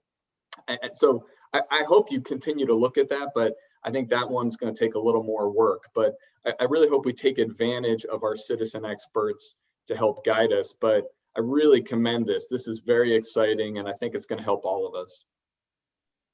Thank you, Commissioner Busby. Sarah. So I wanted to take a minute and kind of respond to the concern that Councilmember Reese brought up, which is a very valid and good concern, and share a little bit about I think our philosophy in the planning department, or at least my philosophy that I shared with my staff. One of the first things I did when I became director was I shared kind of my 3-part vision for what I wanted this planning department to be and do and represent. And one of the things that I said to them was that we serve the community. We may transact business with developers and provide them customer service, but we are here to serve our community. And those are 2 different things. And so, yes, our priority is the community. We do want to try as much as possible to kind of attack the problem from both ends. And I think sending a clear message to our development community that the bar is being raised, that what they have traditionally done is not going to cut it any longer, and potentially reduce some of the neighborhood concerns by having development, produce more responsive, better designs and proposals. And so that's really, it's not to spend an inordinate amount of time bolstering the development community and helping them get their applications through. I want to be clear about that. But it is intended to some degree, put them on notice that the expectations are being raised for them. So I just wanted to share that. We will absolutely kind of rethink that as we move forward, because we don't want to send the message that is our priority. Our priority, I will tell you, at least my priority as director, is to serve the community. Thank you, Sarah. Commissioner Burns? Sarah, I can really appreciate that. I think I waited for a moment because I wanted to hear what the council member said, because they do see these a lot more frequently than we do.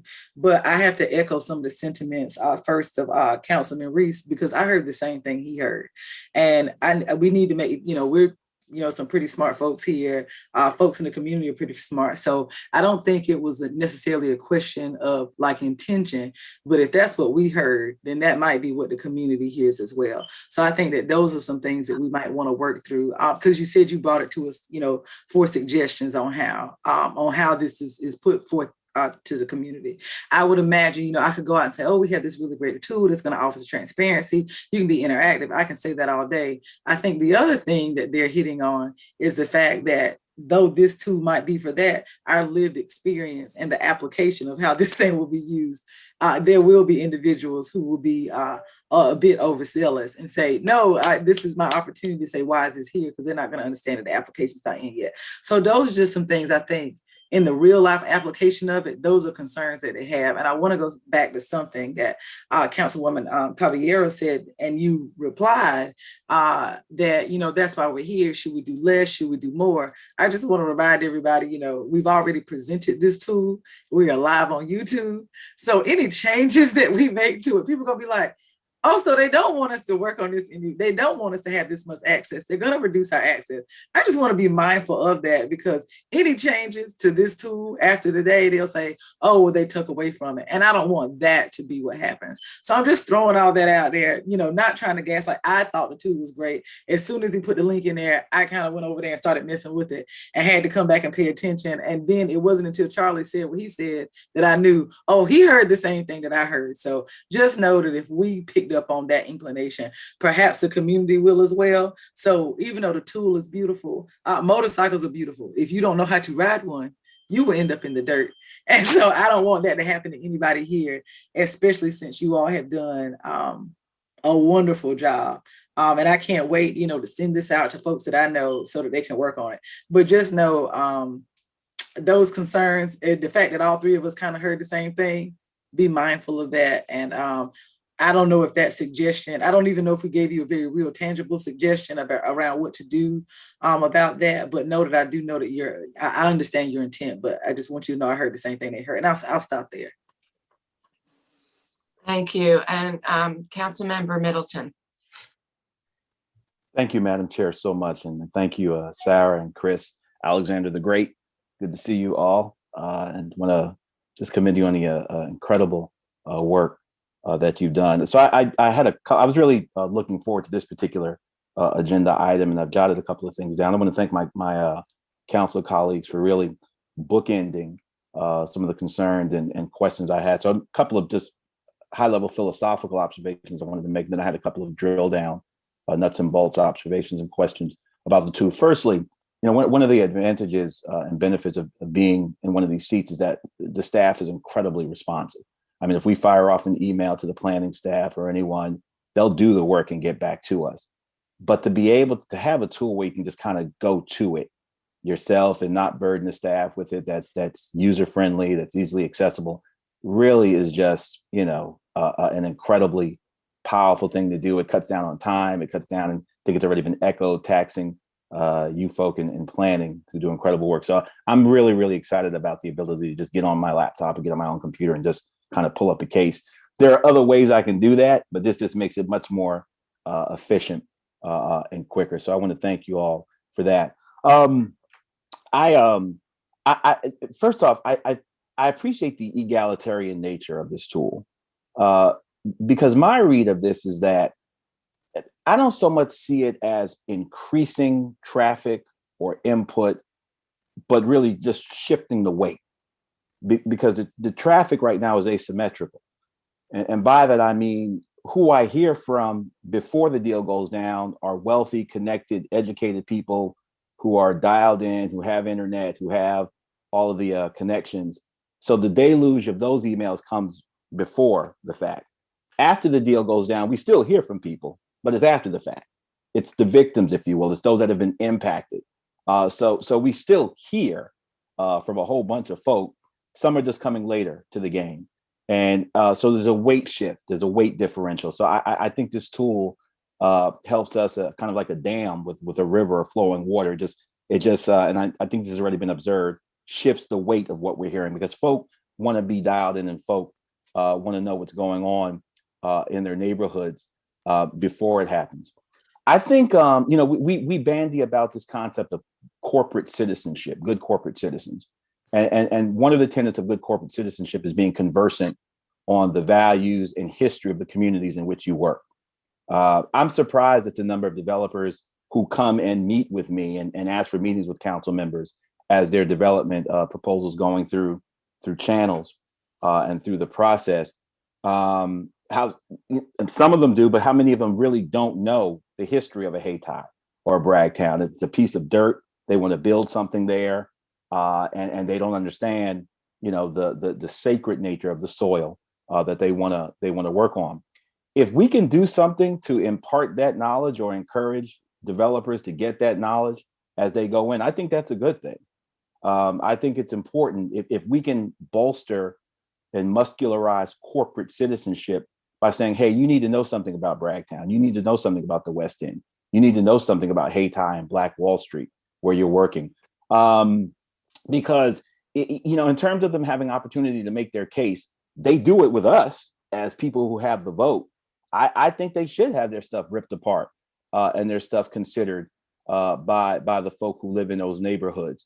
Because right now, to either statutorily or by tradition, the temptation is to do as least possible to get the ball across the finish line. So if you don't have to have community meetings, but you can still get your project approved, the temptation is to do the least possible where you can do it to get the project done. So if we can raise the bar within statutory and legal kind of and Council Caballero, I think, spoke wonderfully to this, within statutory and legal framework to get them to do more.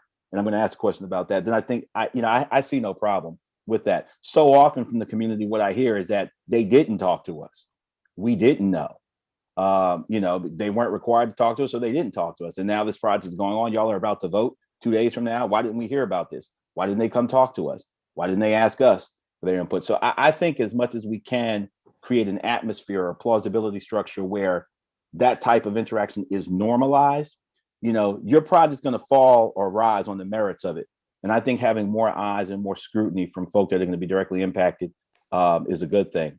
I think it's important to see proffers. If they're making proffers to the Affordable Housing Fund and to the public school system, I think we should see those, because sometimes I've heard folks say that, well, if they make an offer to the Affordable Housing Fund, you guys are going to vote for it. And I said, no, that's not necessarily true. But I think it's important to see all of that information up front. And that's one of my questions. Will information like that, text commitments and proffers, be part of the corpus of information on the website? I think the final thing I wanted to ask about is, and I saw thought I saw Donald Toolsbox on here.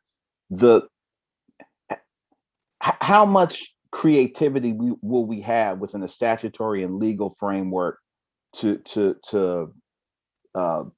create an environment where developers, where we're not being onerous. It doesn't feel we're being onerous or bucking up against what the requirements are, but yet still navigating that line, if this makes sense, of getting more out of them. Because I'm very excited about this tool, but I do want to ask specifically, are you encountering or do you foresee any challenges or fault lines that we have to watch out for in terms of bucking up against the statutory and legal environment in which we're trying to do this? And I might have a follow-up based upon your answer, but I'll stop talking there. And I see a number of folk have gone visible, so I'll let folk respond. Thanks. Chair Jacobs, is it acceptable for me to answer that question? Oh, absolutely. And I just want to first of all acknowledge we have gone way over time on this issue, and this meeting is going to run late. But I haven't stopped anything because I think this has been a very important conversation and very rich comments from everybody. So we'll keep going, but I just want to acknowledge that we are very over time on this issue. But yes, please respond, Don. And I know Alexander wants to, and Councilmember Caballero has another comment too. So we'll keep going. Then Chair, I'll email any follow-ups and I'll yield back right now and just listen to the responses. Madam Chair, thank you. Thank you for that question, Don O'Toole, City Attorney's Office. So I think both council members and county commissioners know that we are pretty constrained under North Carolina law about what can be required through zoning. But I think city council members are also aware that we have charter authority that allows us to do development plan rezonings. That charter authority is pretty specific. One of the things that I think can happen through the kind of community engagement that planning and council is trying to foster is concerns can be raised. Developers then can make voluntary proffers. And I think council is aware that one of the things that planning staff diligently does is they get developers to sign a statement on every proffer that basically says they are voluntarily making this proffer. And that's important in order to preserve a legal defense called estoppel. And so, you know, concerns related to development can be raised. Developers can offer voluntary proffers to address those concerns. And then once they sign that waiver and say, yes, I'm proffering this to you, council can accept that. And so I think that is a tool that can be used to get to address community concerns. I think one of the most important aspects of that is it's up to the developer to make that proffer, listen to the concerns, and then offer a proffer. So that would be my response to your question. Thank you. And Brian, I don't know if you had something to add. I see you there. I would agree with everything that Don said with regard to you know, proffers and exactions. We've got to be very careful. You know, there's a line of legal authority that says that, you know, you can really get into a lot of problems if you are demanding certain things be done. So I think the process is exactly how Don outlined it in terms of just raising concerns. And once you raise those concerns, then you just leave it up to the developer to decide how they want to address those concerns. Thank you. Councilmember Caballero, did you want to make another comment? Knowing that we're so much over time, I'm just going to follow up with folks. I would say that I don't know what the process is here, but I still have a lot of questions. And okay, I'm going to suggest something at the end, but Alexander. Oh, yes, thank you. I just want to make sure any outstanding questions were addressed. Going back to Councilmember Reese, you asked about ways to export these comments or show these comments to elected officials and governing body officials. There is an export function that staff will be able to use. And our goal is to export it for each case and ensure it's an attached agenda item for every project going forward, 2021 on for now. And what we will also do is call out if there's consistent themes or patterns, we will make sure we call that out in a process section in our staff report. So y'all have very clear daylighted information on that. We also have Council Member Reese. There is an address search function. I don't think, maybe it didn't show up at first. Chris is just gonna pull it up here, but there is a way to click search and type in an address. And just search that way because we know that works best for some people. I know that's how I find things. Thank you, Chris, for demonstrating that. So it's the same as it would be on Google Maps.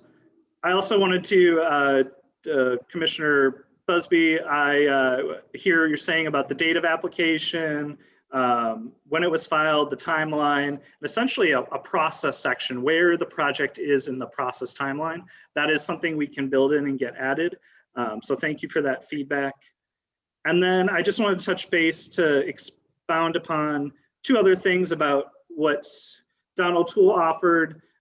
Staff does currently, and y'all don't always see this part because it's, you know, it's a very cumbersome process. We have a lot of cases. Staff does issue advisory comments on cases, and we do encourage applicants and developers to think about some of the things that we already are hearing from the community. If we know, for example, Lotta Park, if we know there's a history and we know there's certain concerns that are coming up, we issue advisory comments in our comment review period. Again, Donald Toole already covered it. We can't hold them to it. We don't ask them for a proffer on it, but we do call it out and we do encourage and we try to facilitate that dialogue and maintain those relationships to get to that point. And then I think my last point is I want to make sure, I apologize if I was unclear. I just want to double back on what Director Young said. When I talked about phase 1 and phase 2, both are centering community voices. I want to make sure that's clear, and especially as someone that's a case planner that interacts with the community on a lot of cases right now, I want y'all to hear me as well.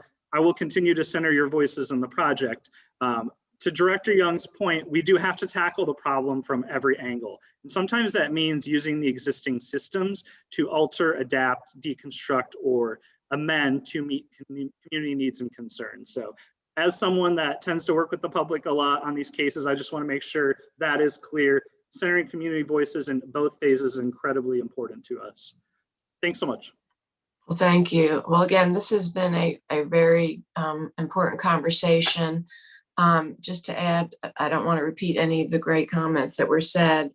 I think when I read both the reading about the tool and the engagement plan, what really struck out to me was that it seemed like staff was really trying to implement already the goals and objectives in the comprehensive plan, and how do we actually actualize them. And so I appreciate that it's going to be things like this where we're really putting into practice and trying to bring to fruition what we're saying in the comp plan, that, we want to create a community, and you actually use the words in the report, a vibrant, equitable, and sustainable Durham.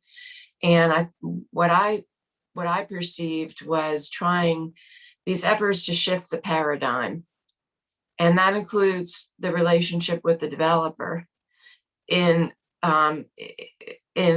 relation to the community. And from what you were saying, Sarah, that we need to change the conversation. And I look to people like Miss Evans and Miss Wright, who, when I've met with them, I've been totally amazed at the work that the Bragtown neighborhood leaders have, the work they've been doing, and that their conversation has been about, we want to work with the developers to create the community that we want. And so, again, how do we shift that paradigm, shift that relationship is really hard. And so I appreciate that this seems to be an effort to try to do that. And I'm sure there are going to be a lot of needs to make revisions to this process as we go. But just the transparency is, I heard a lot of you talk about transparency, a lot of my colleagues. And so I look forward to the next steps. What I was going to suggest, and I know, Alexander, you talked about you were going to reach out anyway to try to get set up an account with each elected official and advisory appointee. And it seems to me that there still needs to be, and I know everyone didn't even get to say everything that they wanted to say. So I would suggest that you and your other staff, Chris and Alexander, do reach out also for any further feedback, and then to do some type of follow-up with everyone, which you tried to just do now, but based on the feedback, what are some of the kind of revisions and changes that can be made? Because at least that could be, that we need to have some type of formal follow-up, I think, from this. So does that sound good to everybody, my fellow board members, as the next step? Okay. All right. Well, thank you again. And really exciting work that you all are leading as staff. Thank you. Okay. So number 10, I wonder if we could possibly do this shorter, Scott. I know we all had the presentation. If you could maybe do a kind of a truncated version and get to maybe the heart of some of the issues here. And I know there's some specific asks that you also have of us. So thank you. Certainly, I'm happy to make this as quick as I can. Okay. Expanding housing choice. I don't think I mentioned that. Metrics report.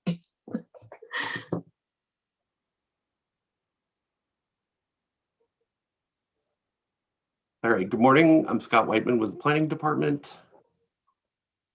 I'm here to, well, first I'm going to try to get my PowerPoint up. All right, this is your now every 4-month update on the EHC metrics. As we talked about last month, or at your last meeting, we'll do it. The quarterly doesn't really line up well with your schedule, so we'll do it every other JCCPC meeting. So first, there's more information in your memo, but from the effective date of expanding housing choice, we now have 104 permits that have been enabled by EHC. I just want to note that our folks in the Development Services Center who collect this data are continually refining it to make sure that they're actually capturing all of the permits that are enabled by EHC and not capturing ones that aren't. So occasionally these numbers may change. For example, we discovered that there were 4 duplexes that were enabled in the first quarter of 2020 that we had missed. So if you go back and look at the last presentation, these numbers will be slightly different, but just this is a new thing for us too, so we're constantly refining. So just a general distribution of where these types of permits are being issued. As you might imagine, they are mostly in the urban tier, which is where the most of the EHC changes took place, but we are still getting some in the suburban tier, particularly for accessory dwelling units. Then for demolition permits, we now have the complete data for 2020. We had 81 demolition permits. I think the current quarter numbers are in your memo. There's in the low teens. Also in the memo shows kind of the distribution of EHC related zoning districts and non-EHC related zoning districts. And they there doesn't tend to be a concentration of demolition permits where EHC is effective.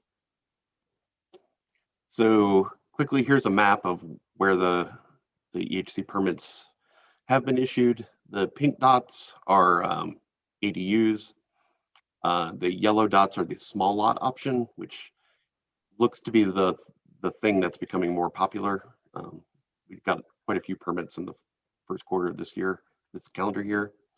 Brown, reddish brown color is duplexes, and the kind of teal light blue color are accessory units that are not dwelling units, like a workshop or something like that. They tend to be pretty well distributed across central Durham. There does look like there's quite a clustering of ADUs in Trinity Park. That's probably the one geographic trend that we're seeing. All right, so getting on to the specific asks that we have for you all. As you may remember, when expanding housing choice was adopted, the City Council passed a resolution asking the Planning Department to develop and collect metrics and present it every 6 months. The county adopted a much more detailed resolution asking for some specific metrics and to have it presented quarterly. And with our first presentation of this in early last year, we were upfront that some of these we felt we could relatively easily collect. Some would be a lot more difficult. After a year and a half, we wanted to just let you know where we are with this. We've tried to find assistance from data scientists who might be able to work for cheap or free, or we have been working with some with UNC to try to find some available and free research to help on these, and have been unsuccessful so far. So the demolitions, lot splits, building permits, and the types of new units are what we've been presenting since early last year, and we will continue to do so. The other things in the county resolution included land value per square foot, racial and income data, the change in legally binding and naturally occurring affordable units, and infrastructure impacts. And those are the ones we have been unable to develop at this point. So for land value per square foot, there is some of that available through the tax assessor's office, but there's not enough of it to really determine whether or not EHC or any other change in zoning is affecting that particular, making values go up or down. One of the main reasons why that's a challenge is that the land sales data is just for vacant land. If you're buying a piece of land with a structure on it with the intent of tearing it down in order to build something else, that will show up as a sale of a house. And so isolating that data would be really difficult. Also, as you all probably know, land values go up for all sorts of reasons, and trying to isolate EHC as the variable that's making things go up would be difficult or impossible. And so the next countywide reassessment is not scheduled until 2022, so we will not have countywide data for every parcel until then. So for racial income data by neighborhood, this is something that's available, but only through the census. The American Community Survey, which happens every year, does track this data, does collect this data, but it's still, particularly for a fast changing place like Durham, it still lags by several years. And so by the time we get this data, it's out of date. It's also only available at the block group level, which tends to be too large of a geography to isolate at the neighborhood level. And for the change in legally binding and naturally occurring affordable units, the Triangle J COG does collect this data, but it's only for the legally binding ones. It's only for the ones that are larger complexes that are subsidized or tax credit projects. They do have naturally occurring data that they get through their commercial. They have a subscription to some commercial real estate data, but that would also only include larger complexes. It would not include the smaller projects that are what EHC was intended to enable. So this is something we could do. Well, it can be done. It would require access to proprietary data like MLS or Zillow or Redfin, and some pretty complex analysis to go through all that. And then finally, there was a request to monitor infrastructure impacts. There wasn't much clarity in the resolution about which infrastructure impacts were most important.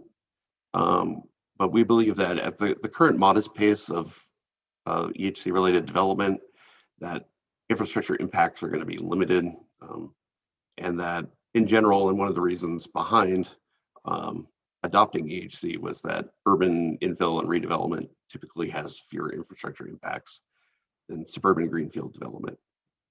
So basically our main ask of you all today is, knowing what we know now after a year and a half of EHC being effective, are these metrics still important to you all? And if so, we will need some additional resources to help us collect them and analyze them. And then lastly, I just want to make you aware, if you're not already, it's not springtime in North Carolina without something crazy coming down from Jones Street. There has been a bill that's been introduced, House Bill 401. I think there's a companion Senate bill. It does a lot of things, but one of the main things it does is make duplexes, triplexes, fourplexes, and townhouses. They have to be legal in any zoning district where single family is permitted. There's some limitations, like it has to have access to water and sewer and those sorts of things, but it's basically a statewide expanding housing choice on steroids. It also, this doesn't really affect us because we already do it, but local governments must allow ADUs in residential districts. And there are some other even more problematic local government land use authority limitations included in there. And I know Don O'Toole and Mike Stock from City Attorney's Office and our department have provided comments to Carmicha Wallace and the City Manager's Office. And I know the League of Municipalities is also very interested in this, but just wanted to make you all aware that that was out there. So with that, that's the end of the presentation, and happy to answer any questions. Thank you, Scott. So just want to bring it back to the board, the commission, and any guidance to Scott related to the metrics and possible next steps.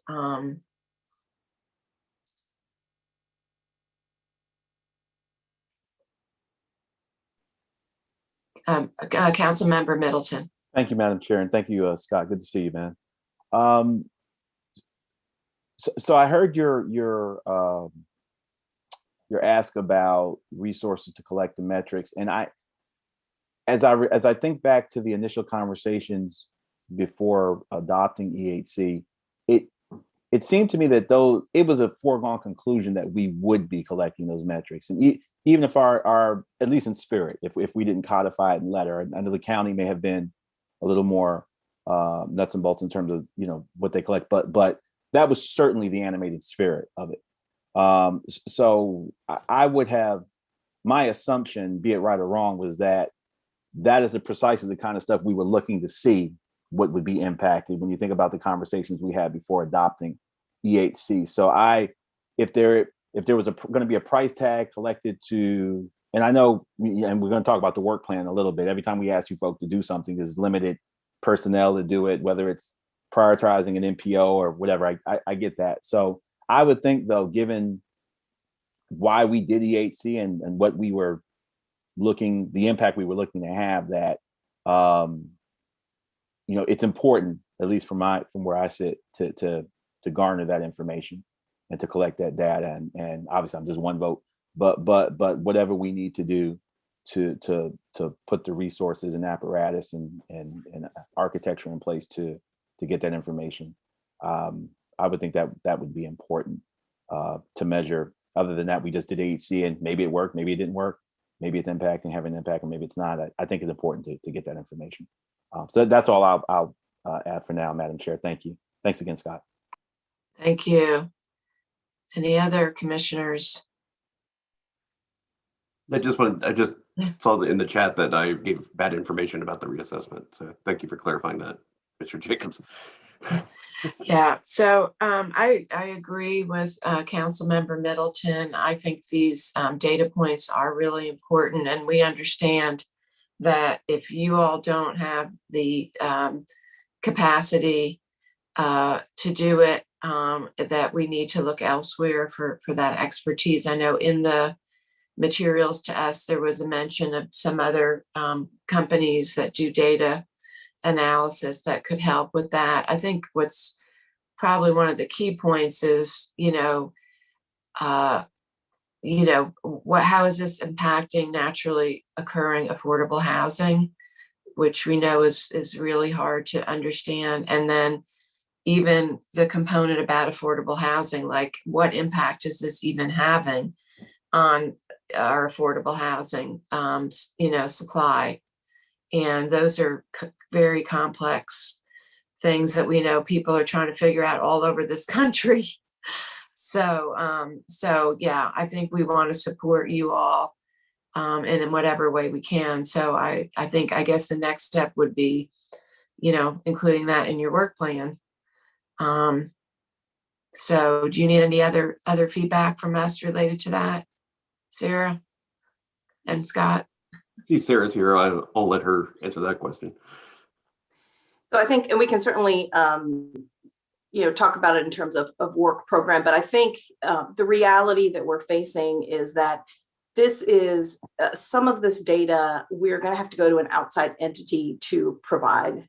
And so that puts us in a bit of a different time frame. We need to explore whether we need to go kind of an RFP route where we put together kind of the scope of the information we're looking for and ship it out and see, get estimates from folks, proposals, and see what it would cost to get that kind of data, and then come forward with a future, if it's not something that we can absorb, come forward with a future budget asked to cover that.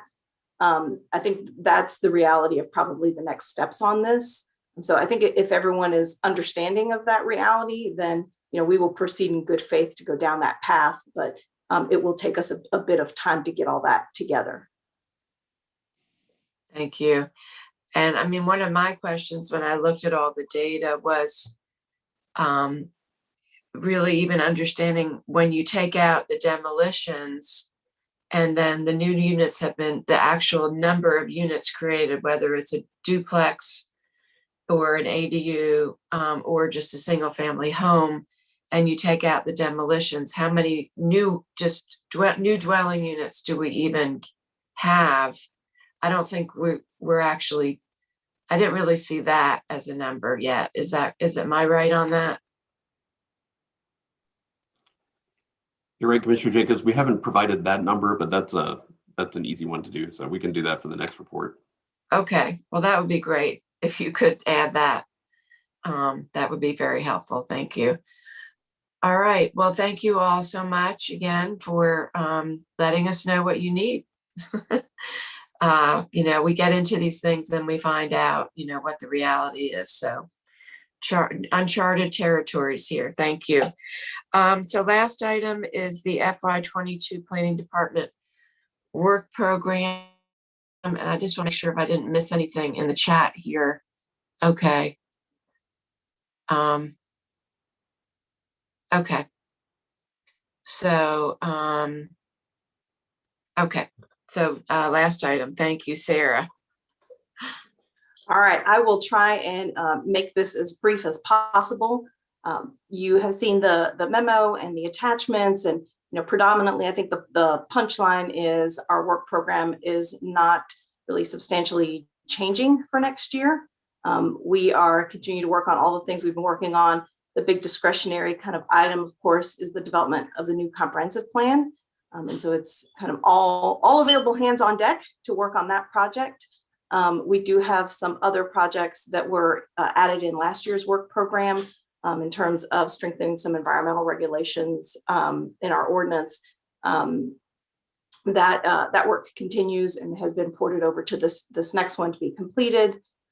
We are taking on a very small role helping to coordinate inspections for bus shelter construction. That's a partnership between Go Triangle and Transportation to get more of those on the ground so that our residents have more dignified places to wait for buses protected from the elements, et cetera. So that's a very small little bit that we're able to take on just due to a little bit of staff capacity there and collaboration. But other than that, there is no change to the work program. Like I said, it's kind of a hold steady year. I do want to address the comments earlier during the DOST annual report about their request for additional staffing. And one of the things that staff has done is talk to them. They did refine their request after talking with us, because what they're really asking for are not planning department positions. So the main role of the planning department is to do long-range planning for the community, and then to do development review type functions for compliance with all of our regulations. So as I like to jokingly say, we're the planning department, we're not the implementing department. And so I think that these are positions that we also support, but are better housed in other departments, whether it be city general services, county real estate, some sustainability. I think there's a variety of options, but I do believe that they're not really best suited in our department, because acquisition and actual implementation and construction is not what we do. So I wanted to share that kind of in response and kind of clarify that ask from DOST. And I know Carl is still here. I don't know, I think Kamala may have had to leave, but Carl can also verify that if I got any of that wrong. Thank you, Sarah, for addressing that. And maybe I noticed that one of the highlighted areas was the adopted open space plan review and implementation. So maybe you could talk a little bit about Carl or somebody. I know there has been concern about making sure that we are aggressively implementing or just making sure that what's in the plans are incorporated into new developments when they come up. And we used to have an open space planner, and just that position went away. So I guess there's always a certain sensitivity. And again, it's more out of wanting you all to have the staff and the support that you have, because there's so much work that is, when you look at the work plan, it's amazing how much, you all do. So. Yeah, and I that's a really good thing to clarify. That is a function that we have never stopped doing. So we review all development proposals against every single adopted plan that applies to that piece of property, including our open space and trails plans. I know that perhaps on the city council side, since they tend to see more cases, They can probably vouch for the fact that we often call these things out in our staff reports and talk about whether or not the proposal is in compliance with those plans. The same thing happens at the site plan level. Those plans, I know Carl is involved in some of those reviews, but also we've tried really hard to make sure that every single case planner, it knows what plans they need to look at and is empowered to go and look at those plans and is not waiting on, Carl or some specialized planner, that they have knowledge across all of our adopted plans to really provide a comprehensive review. So it's also a little bit of doing work a little differently than we used to, Chair Jacobs, to be honest, and really empowering the rest of the staff to become familiar with all of our plans and regulations. Thank you for that explanation. Any other comments from committee members related to the work plan?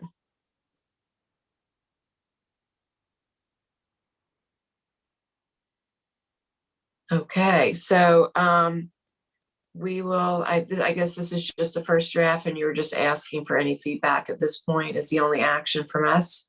The action would be, if there is no additional feedback, then your recommendation, a motion on your recommendation would be appreciated. Okay.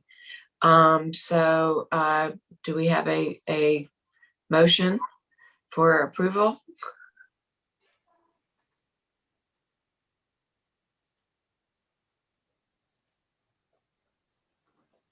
Madam Chair, I'll offer a motion to approve. Second.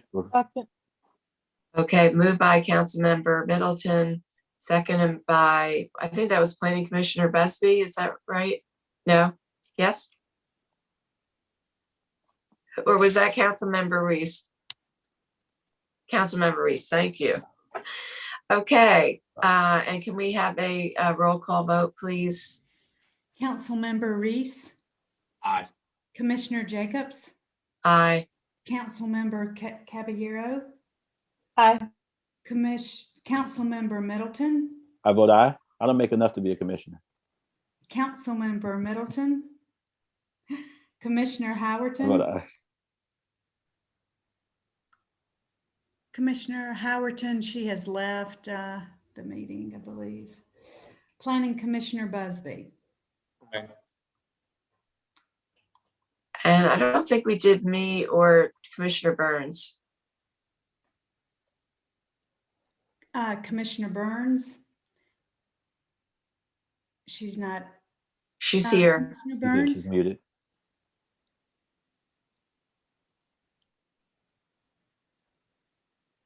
I think she may be having technical. There we There we go. go. I kept saying the host would like for you to unmute, and I'm hitting it, and I'm like, I'm doing it and talking. I'm sorry. Go ahead. I can hear you now. I couldn't hear anything. It was on the whole disabled everything. We're just voting on approval of the work plan. Yes, it is aye. I do apologize, and I'm aye. Jacobs. Thank you. And I'm an aye as well. So that is unanimously approved. Well, thank you everyone for a great meeting. And Sarah, what is our next meeting? Our next meeting, let me pull up the calendar, is in June. It's the first Wednesday of June. Hang on one second. I should have had this handy. It is June 2nd. June 2nd. Yep. Okay, well, great. Well, thank you, everyone. Sorry for going late, but thank you for everyone's great feedback and comments, and staff for your great work, and have a wonderful spring. And looking forward to seeing everybody in person soon.